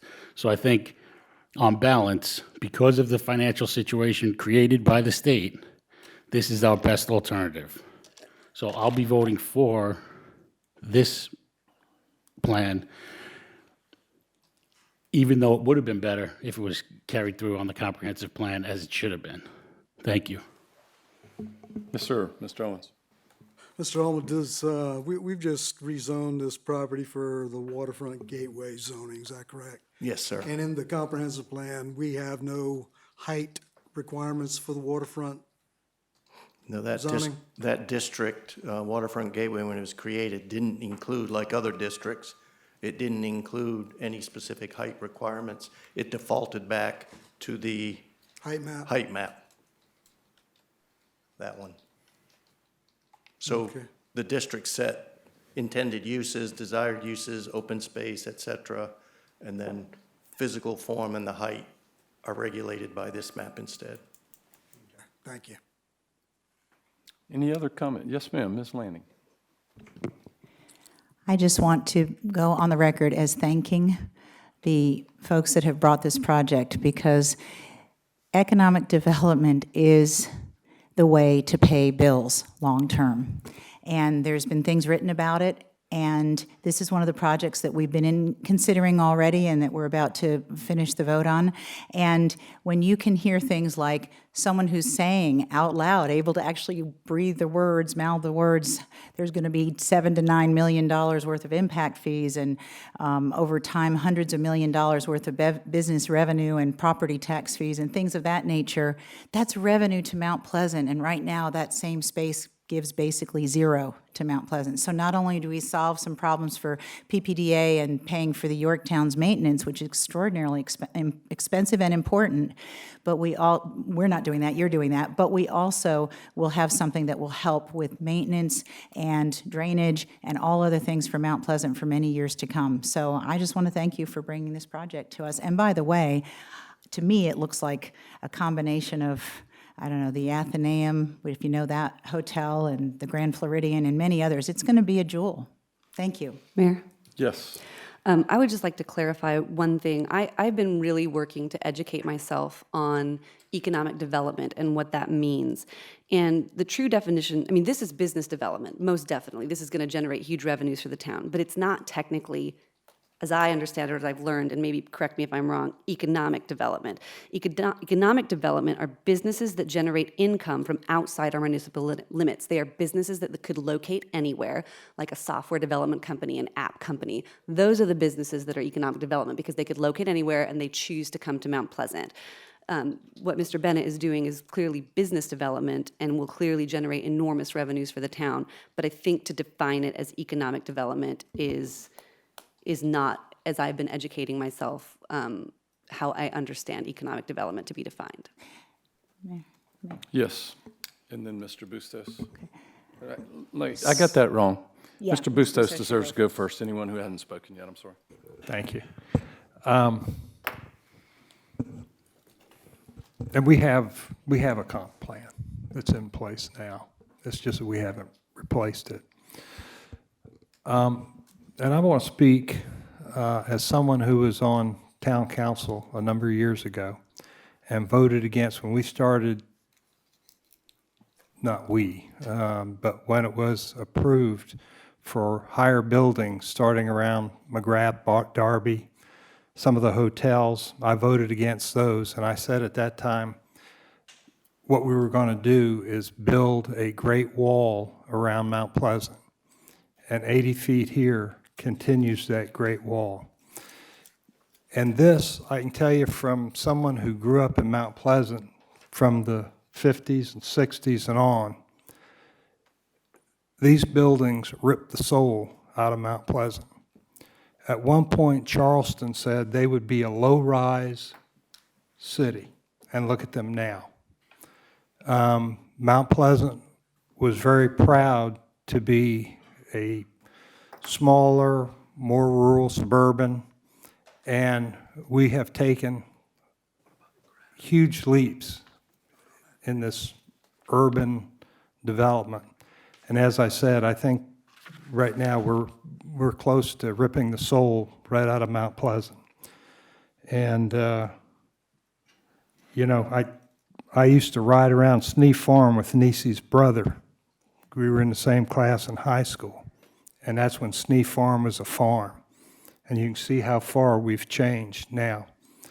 So, you know, everyone has to vote, but I believe when people go along Mount Pleasant and see all these 80-foot buildings now, and when the residents of Mount Pleasant are on the other side and they can't see the harbor because of all these 80-foot buildings, that is it. You finished? Ms. Lanning? Please, Ms. Lanning. Okay, so two things. One is, I don't think that any of us needs to parse words. I'm the Economic Development Chair, and I don't say that in a boastful way. I say it because I do know what economic development is. I believe this project includes office space that will be designed to attract different kinds of businesses that could choose to go anywhere. I use that term a little more loosely than normal, but I will say it's still a project that brings a lot of revenue ongoing to this town. Now, As far as where we are today with Mount Pleasant and this council, which has been in place for 2 years, we didn't make the decisions. Most of us on this council did not make the decisions of what happened long ago. But what we know right now is that we have a lot of need for ongoing revenue. And if we don't have great businesses bringing their offices here, bringing their businesses here, we will have to raise taxes considerably at some point because of all of the infrastructure that's needed and all of the maintenance that's needed. So this is a way to have jobs on this side. Everybody complains about traffic. If you have jobs on this side of the bridge, if you have services and amenities on this side of the bridge, you don't always have to cross the bridge to do everything. And these are some of the, so this solves a multitude of problems. As far as knocking out people's views, I'm in agreement. You don't want to have to knock out a lot of people's views, but to my knowledge, there's nobody living on the other side of where this hotel is going that's going to have a view missed. I happen to be in one of the 80-foot buildings, the Motley Rice building. That's where our office is as well. And you know, there's not any homes around there either, but there's certainly no homes here. So I just want to reiterate, thank you for bringing this project to Mount Pleasant. Any other comments before we vote? All right, the motion is to approve as amended with the height planning map as presented. Will the clerk please call the... Again, Mayor, I'd like a point of order to request that the vote be in accordance with Robert's Rules of Order. I was going to ask that. If you will just call the roll alphabetically, please. Mr. Brimmer. Aye. Mr. Brimmer votes yes. Mr. Bustos. I'm sorry. I lost the motion. It is a motion to approve. No. As amended. No. Mr. Bustos votes no. Mr. Cunane. Yes. Mr. Cunane votes yes. Ms. Landing. Yes. Ms. Landing votes yes. Mr. O'Rourke. Yes. Mr. O'Rourke votes yes. Mr. Owens. I pass. Mr. Owens passes. Mr. Santos. Yes. Mr. Santos votes yes. Ms. Whitley. No. Ms. Whitley votes no. Mr. Owens. I'm going to abstain. Mr. Owens abstains. Mayor Haney. No. Mayor Haney votes no. The motion to approve passes by a 5-3 vote. All right, Final reading, ordinance number 19057. that was item B1. Moves us to item B2, which is final reading. It's final reading, Mayor, on the new I move to development approve agreement. with an amendment to include a reference to the payment in lieu of taxes, which is a separate agreement that's being executed. I was asked to make this amendment by council. Second. Okay, the motion is to approve with an amendment referencing payment in lieu of taxes. Was there anything else in the amendment? Has everybody got that? We have a motion and we have a second. This is on what? This is the paperwork that will govern the development that is already approved. This is not approving the development. This is the agreement by which everybody has to operate, in case you're wondering. We're in discussion. Any questions? All right. All in favor of the motion to approve, do you want a roll call vote, Mr. Owens, or is it all right with the? It's your choice, Mayor. All right. I think a roll call vote would do. All in favor of the motion to approve with the amendment referencing the payment in lieu of taxes, please signify by saying aye. Aye. Aye. Any opposed? No. By a vote of 8-1, the motion passes. Who was the no on that? I'm sorry. Final reading, ordinance number 19058. I think the no is Joe Bustos. Mr. Busto. All right. I believe that finishes planning old business. Thank you, Mr. Olma. You were up there a long time tonight. A lot of FaceTime tonight. Your hair was growing. This brings us to item 9, committee action items, a whole bunch of them from the Finance Committee. May I turn it over to you at this point, Mr. Chairman? Yes, Mayor, thank you. We do have some action items. The first is a recommendation to accept the fiscal year 2018 staffing and adequate fire and emergency response SAFER grant. Motion to approve. We have a motion to approve. Second. Do we have a second? We have a second. Any discussion? All in favor of acceptance of the grant, please signify by saying aye. Aye. Any opposed? Motion passes unanimously. The second item is a recommendation to accept the fiscal year 2019 port security grant. Motion to approve? Second. Second. We have a motion to approve and a second. Any discussion? All in favor of the motion to approve, please signify by saying aye. Aye. Any opposed? Motion passes unanimously. Next. The third item is a recommendation to accept the fiscal year 2020 Highway Safety Grant. Motion to approve? Second. We have a motion, we have a second. Is there any discussion? All in favor of acceptance of the grant, please signify by saying aye. Aye. Any opposed? Motion passes unanimously. The third may require some discussion. It's a recommendation to have, Fourth? I'm sorry, four. Yes, okay. Yeah, mine aren't numbered. Recommendation to have town council create a task force. The Finance Committee unanimously voted to recommend to town council the creation of a task force for the purpose of discussing with Charleston County the reduction in the county accommodations tax funds. So I would like to move that we create this task force for the purpose of discussing this with Charleston County. Before there's a second, may I raise just a point? Sure. Oh, we got to have that before discussion, though, Mr. Mayor, right? Well, There's a, He it made a affects the motion, the wording of the motion, that's all. Did you make a motion? I didn't make the motion, no. Okay, sounded like it. All right, fine. Go ahead. In light of previous task forces and what they mean, and further conversation we'll have about panels, advisory boards, I think if we establish a task force, it is subject to all the meeting requirements of any task force that we've ever had. Public notice, agenda, all of that.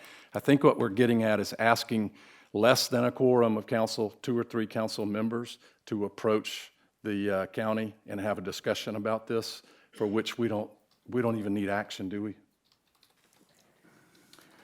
well, if you'd like council, good points. If you'd like for council to adopt it and vote on it, I don't know that it's necessary, but certainly it's recommended that council have a say in what happens.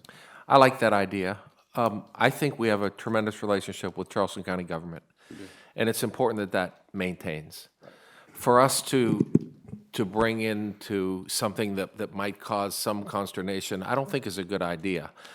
It would be good if we all individually could speak to members of county council to ask any questions that we have, and I'm certain that we will get answers back. I made a comment that it sounded a little whatever at the meeting, but I just said they're allowed to do that, and they are allowed to do that. But I do know that they also appreciate the town of Mount Pleasant and the work that we do with them. So I like not being super official with this, but so why don't I'll make a motion that we take no action. I don't know if that's even actionable or where we need to do that. But I would just urge, based on the conversations at the Finance Committee, that individual council members, without any order, have conversations, if they like or if they don't like, with county council members on this subject matter. Okay, Ms. Whitley.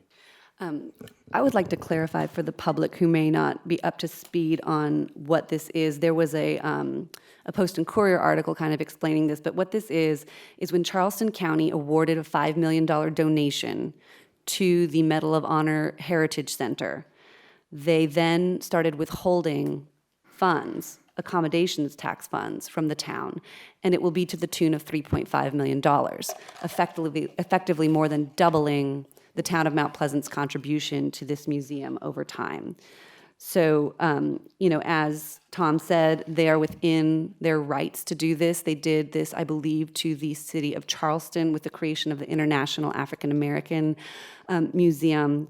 I'm all in favor of us going and asking. I'm just very doubtful that we're going to get a positive answer. Okay, so there's no motion, there's no action on that. Yes, sir, Mr. Booster. Yeah, and maybe some middle ground on this. I think if the county and the town could just give a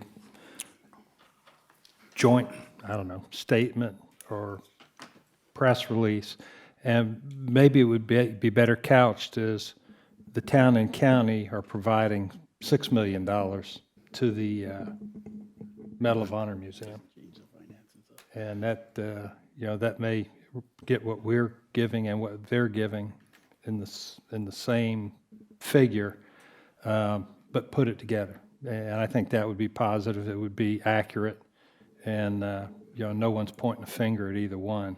And we could just say the town and the county together are providing whatever the total amount is.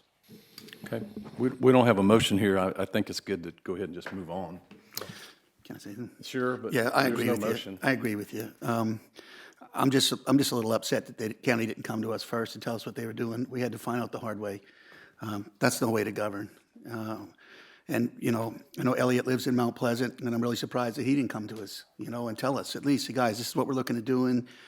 I mean, they just threw us a curveball, and we didn't see it coming. And so I would just like to see them work closer with us and not bring things forward that we have to find out at the end of the day, and it really affects our budget. Mr. Mayor? Yes, sir. Yeah, I think this is probably something that should have been thought about before a very small group of state and local officials essentially sabotaged the National Museum from staying in town here.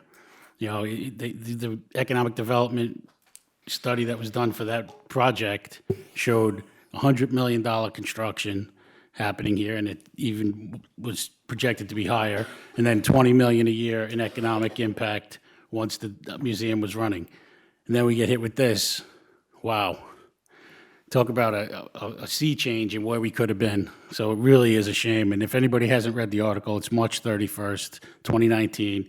Acrimony and distrust surrounds the sunk plans at the Medal of Honor Museum. So read it, and you'll see why our economic development is hurting here. Thank you. Any other comment? Yes, sir, Mr. Bustos. Yeah, and it really would have been great if the previous Medal of Honor with Mr. Daniels would have brought the submittal back. They didn't bring it to the town. They pulled it out at the planning committee, and they didn't bring it back. And once the article came out... You do not have the floor, sir. It's as easy as that. They could have brought it back, it would have been considered, and everyone have moved on. They didn't bring it back. That was their choice. Thank you. Mr. Kinane, and then we're moving on. There is no motion on the floor. This is extraneous discussion. Well, all the people that are discussing were extraneous then, not just my comments. But yes, Mr. Bustos is correct. They did not come back, and everybody wondered why until March 31st when the expose came out in the Post and Courier, which showed the animosity, outright bigotry shown towards Mr. Daniels by these officials. Who would have stayed after that? When you read that article, that explains why they left. Thank you. We're moving on. We are to the chair's ruling. We're moving to Section 10, Council New Business. You all can overrule me if you want. We've had conversation on something when there was not even a motion. So we're under Council New Business, Item A. Mayor. I was the one on the Finance Committee that asked for this task force, and I've been trying to raise my hand, so maybe we won't do a task force. Do you have a motion? I've been trying to raise my hand. The reason for task force idea, which we discussed in Finance Committee, was because I did go to Herb Stass, and I did ask him, and he sent me a very lengthy text, which I have right here in the answer. And there's a lot of things that are unanswered and unsure. One, flat out, the town of Mount Pleasant is paying $6.5 million. That's what we're giving up in what we would have received, that we were expecting to receive all the way up until the Thursday or Friday before. Not $3 million that we voted on, $6.5. Therefore, Charleston County is only providing $1.5 million. And so I think at least that needs to be made very public. And the second thing is, where did that number come from? I don't think any of us was given a calculation of why they decided on that number that essentially withholds $3.5 million from what we were already anticipating for our budget. So that's kind of a tough pill to swallow without any detailed explanation. It may very well be in their right. I still think it would be appropriate to send a couple folks, not with any animosity, just to find out how was this calculated, because hearing that it's been done with the African American Museum and other places, we don't know how those were calculated either, but that wasn't in our purview. This is in our purview, and this is money that the town, essentially our accommodations tax, helps provide a lot of this money, if not all of it. And essentially all of it. And that's already been agreed to. We're moving on to item number 10, please. A1, adoption of a resolution to continue the agreement with Charleston County. Move to approve. All right. Second. We have a motion to approve. Just announce what this is, please. Yes, sir. This Briefly. is another 5-year agreement for Charleston County to collect our stormwater fees. Thank you very much. We have a motion to approve in a second. We're in discussion. Any comments? All in favor of the motion to approve signify by saying aye. Aye. Any opposed? Motion passes unanimously. Resolution 19101. Number 2, is that you too, Marcy? Yes, sir. All right. The town received a request for a second amendment to the payment in lieu of taxes or pilot for Parcel E at Patriots Point. In 2016, Parcel E was amended and established as a model pilot agreement for properties that are owned by Patriots Point Development Authority and subject to the lease agreement between the authority and a developer. This second amendment is requesting to add Parcel 1 and Patriots Annex LLC to the pilot agreement. It also removes an inadvertent reference to Berry War Cottages LLC, which has its own pilot. Motion to approve. We have a motion to approve. Do we have a second? Second. We have a second. Any discussion? All in favor of the motion to approve, please signify by saying aye. Aye. Any opposed? Motion passes unanimously. Resolution 19102.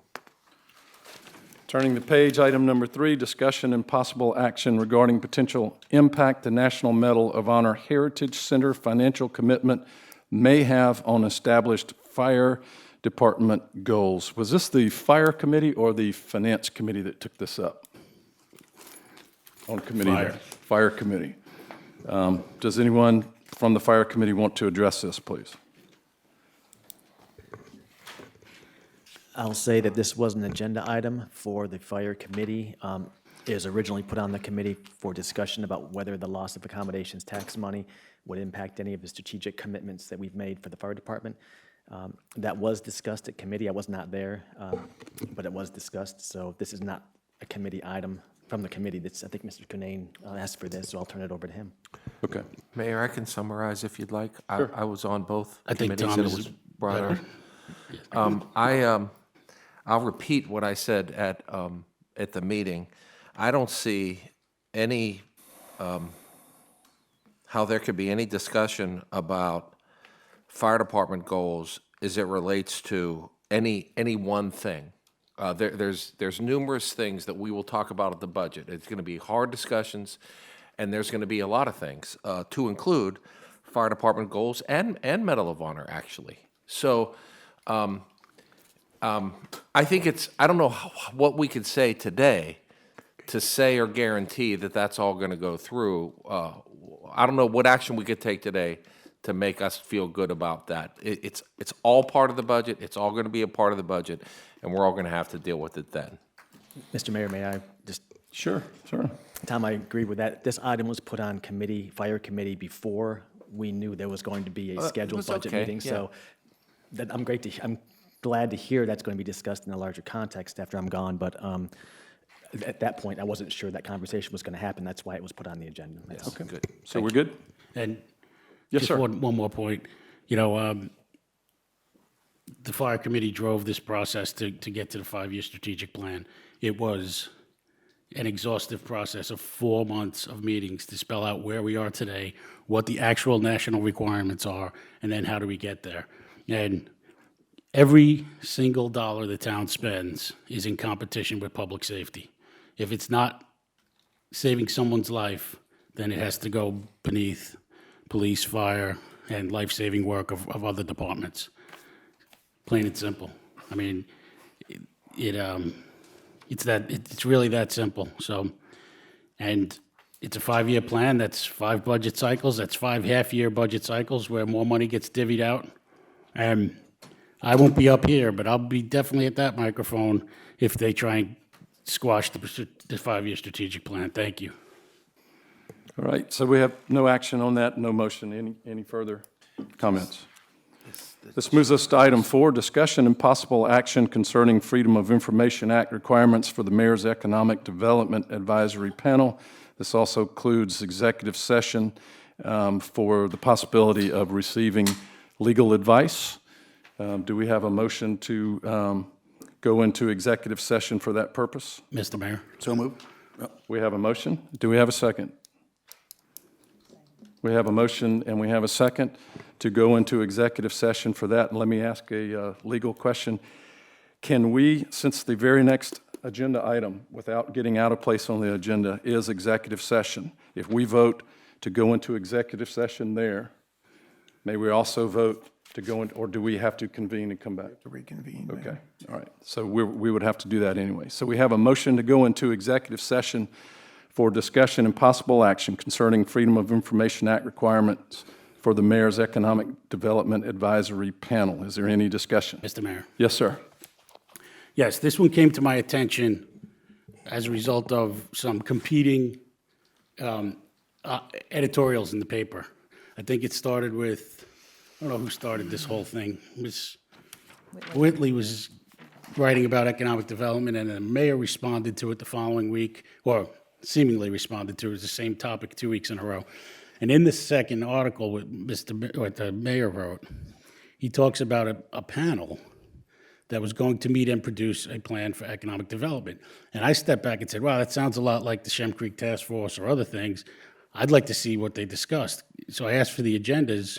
Call for the question. I got the agenda. Excuse me. Are we going into executive session? Are we going to discuss this, or are we going to stay out here? I think there's a The motion discussion is floor. on the motion to go into executive session. Okay, I'll under explain. Robert's I'm getting rules. there. I'm getting there. No, you're not. Yes, I am. You're talking about things in the newspaper. Your comments must be directed towards the motion to go into executive session. Since it was in. You're reading your own letter to the editor, so. Since it was in the newspaper, it's already in the public domain. That portion of the issue is out in the public domain already. So the public is entitled to know what this is and what we're talking about, because it's already been put out in the newspaper. Absolutely. So this panel was mentioned in the newspaper by your article, Mr. Mayor, saying that they are going to bring us a plan. Then when I asked for minutes and were these meetings noticed, the answer was no. So that means we have essentially a FOIA problem created by this panel. That's the issue. We can go in executive session and talk about it, but the part that was in the paper clearly said they were coming back to give us a recommendation. That creates a trigger that requires FOIA. Simple. So we need to discuss that in executive session? Yes. That's fine. I put the executive session on the agenda to cover us, but I don't think the issue necessarily has to be had behind closed doors.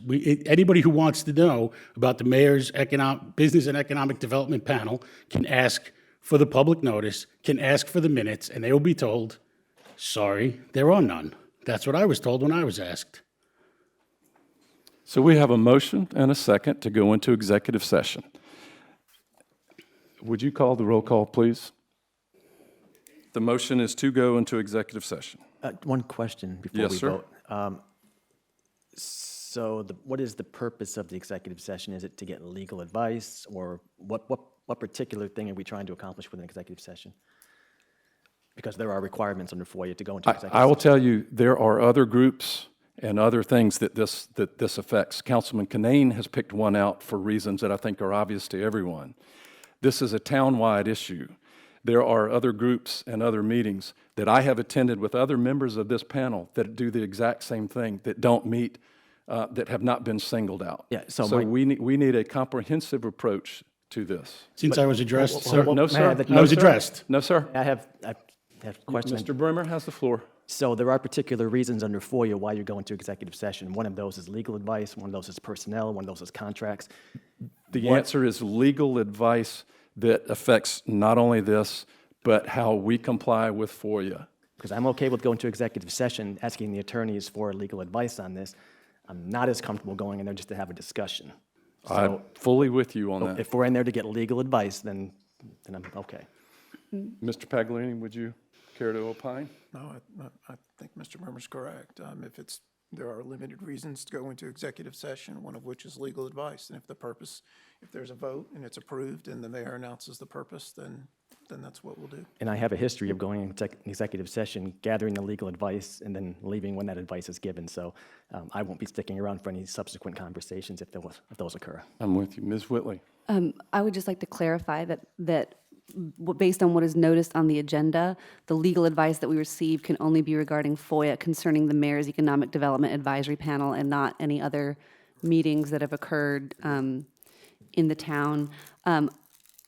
I also think, there's been some confusion over this panel and what its purpose is, and I think there's been some either miscommunication or misunderstanding between, the chairman of the Economic Development Committee, Ms. Landing, and her statements at committee versus what the mayor has stated in his op-ed, and that's all public. There's comments on Facebook, and and I think that the mayor has assured me that his panel is indeed working on a plan. Yes. All in favor of the motion to enter into executive session, please signify by saying aye. Aye. Aye. Any opposed? The ayes have it. We are in executive session for the purposes of receiving legal advice about Freedom of Information Act requirements for the Mayor's Economic Development Advisory Panel. And upon reconvening, council may take action on any item, including any subsection of any item listed on an executive session agenda or discussed in an executive session during a properly noticed meeting. Feels good to stand up.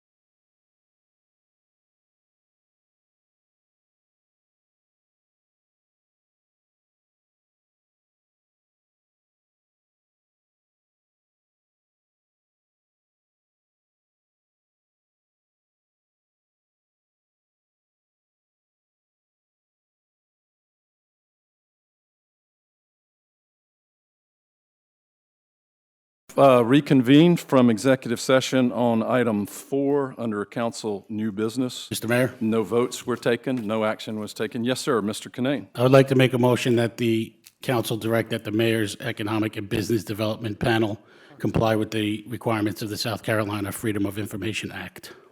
We have a motion. Do we have a second? I'm sorry, I didn't hear. Would you please restate the motion?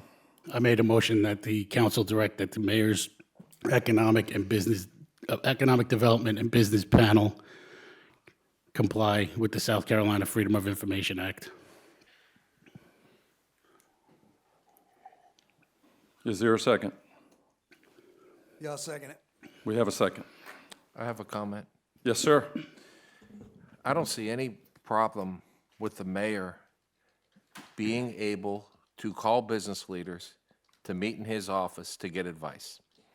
And I think, and I believe I've heard this from Kathy, so I won't take credit for it, but it will not be the same meeting if they feel in any way that this is going to become super public.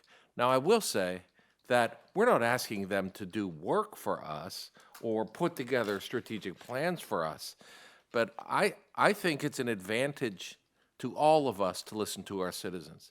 It's an advantage to all of us, especially to listen to our business community, because even in the small time that I've been on here, I hear from the business community about some work we need to do.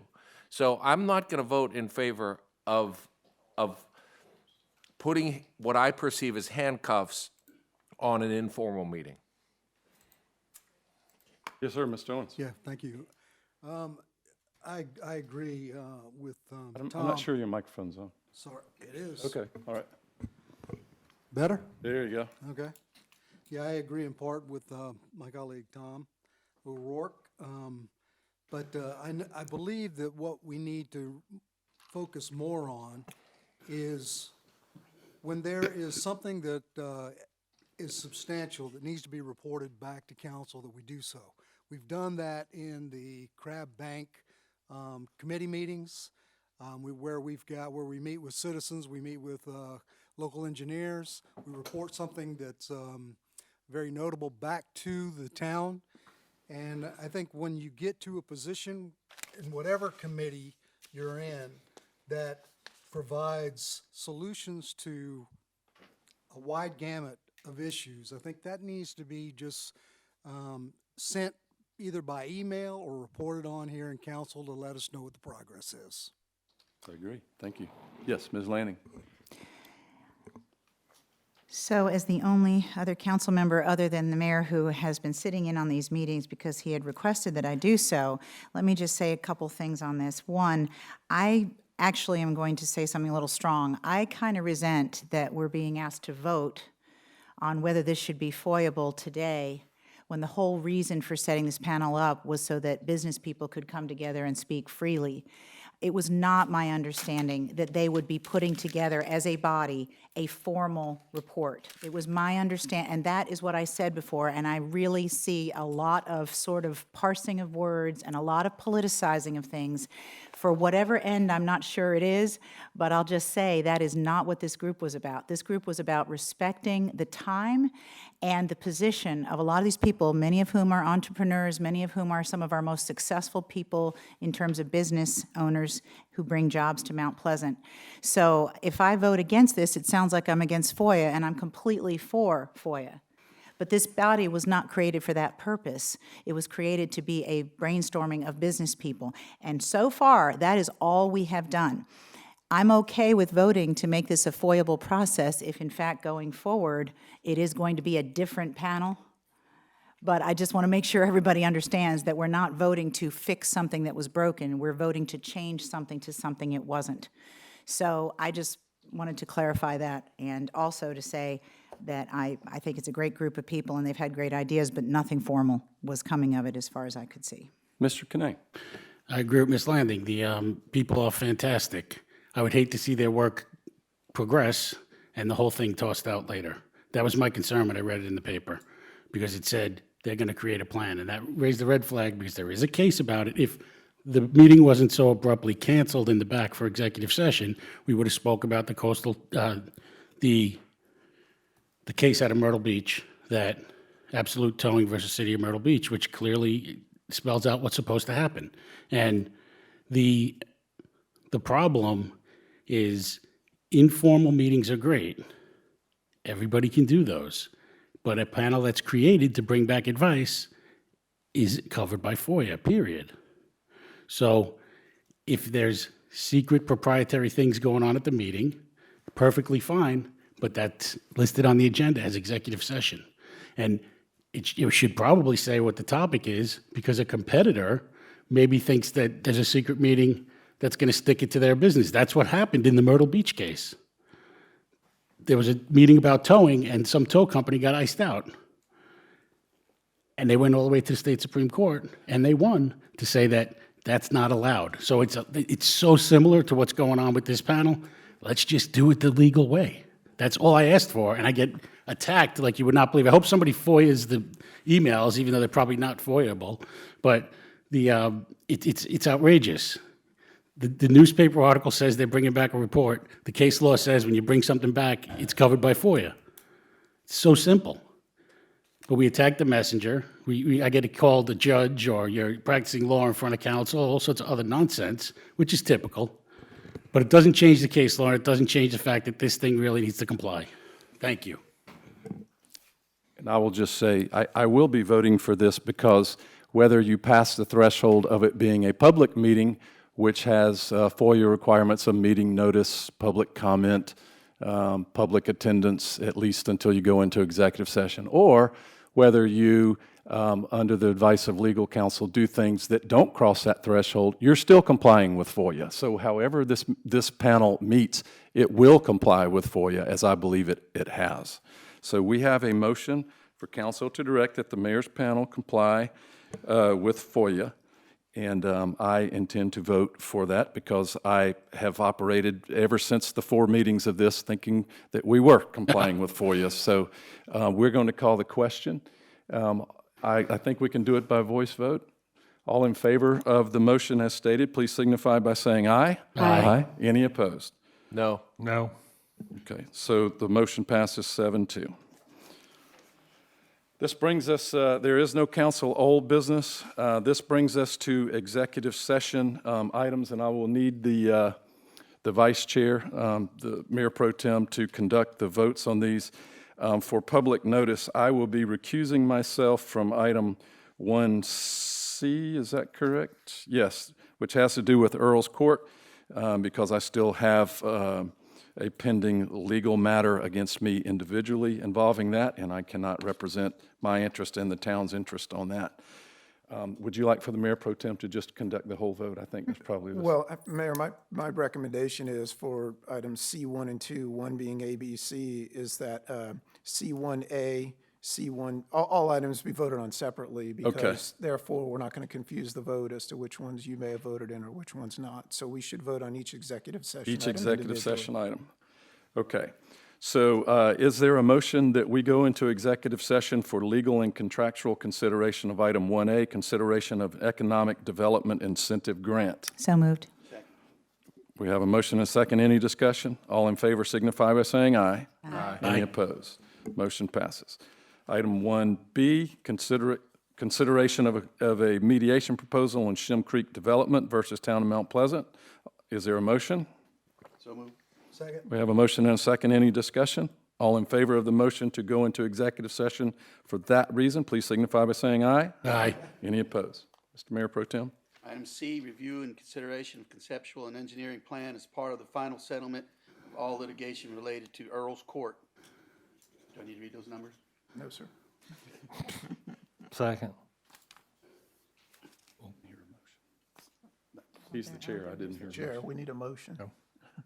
I'll make a motion. We go in executive session for Second. Charlie. Please note my recusal. All right, we got a motion and we got a second. All in favor? Aye. All opposed? Ayes have it.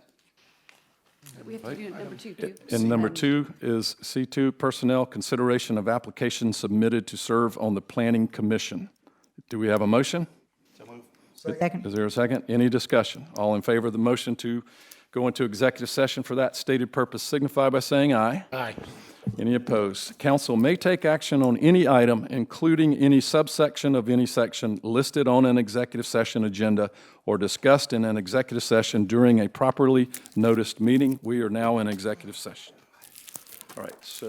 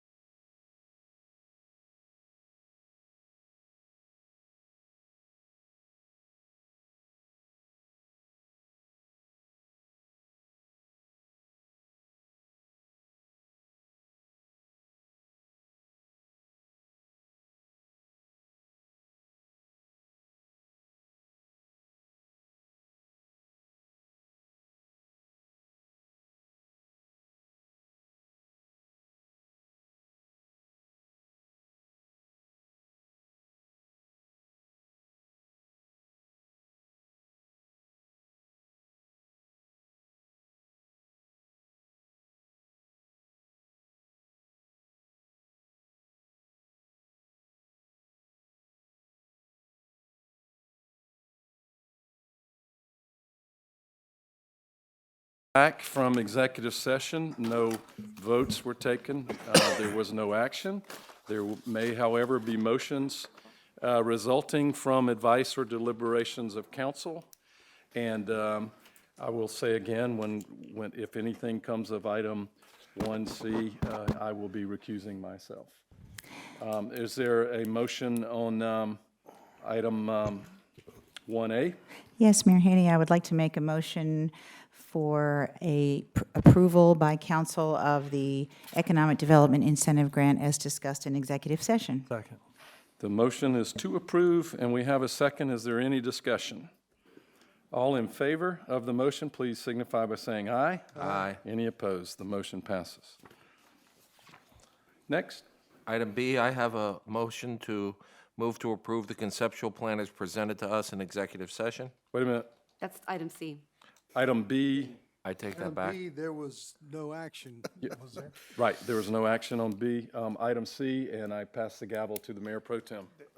There was no action in executive session, but a motion is all. welcome. On anything. Okay. Okay, item number C. I would like to Councilmember move O'Rourke. to approve the conceptual plan presented to us in executive session. Okay, we got a motion, we got a second? Second. Any discussion? All in favor, please say aye. Aye. All opposed? No. Okay. Who are the noes? 1, 2, I'm sorry, Ms. Whitley? and you're announcing, you announce your recusal? Yes, and I am recused. Mr. Cunane? Was that just 3? Yes. And the mayor. Yeah.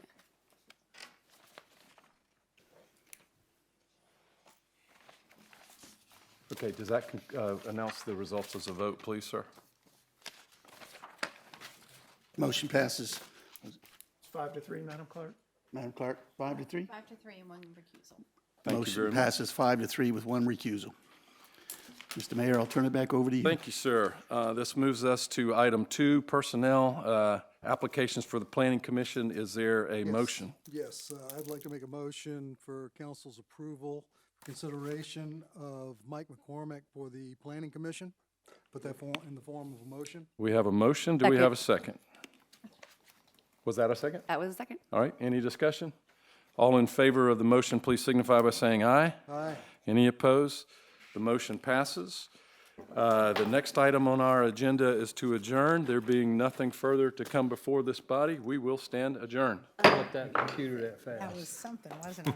I didn't even realize. It really snapped shut quickly.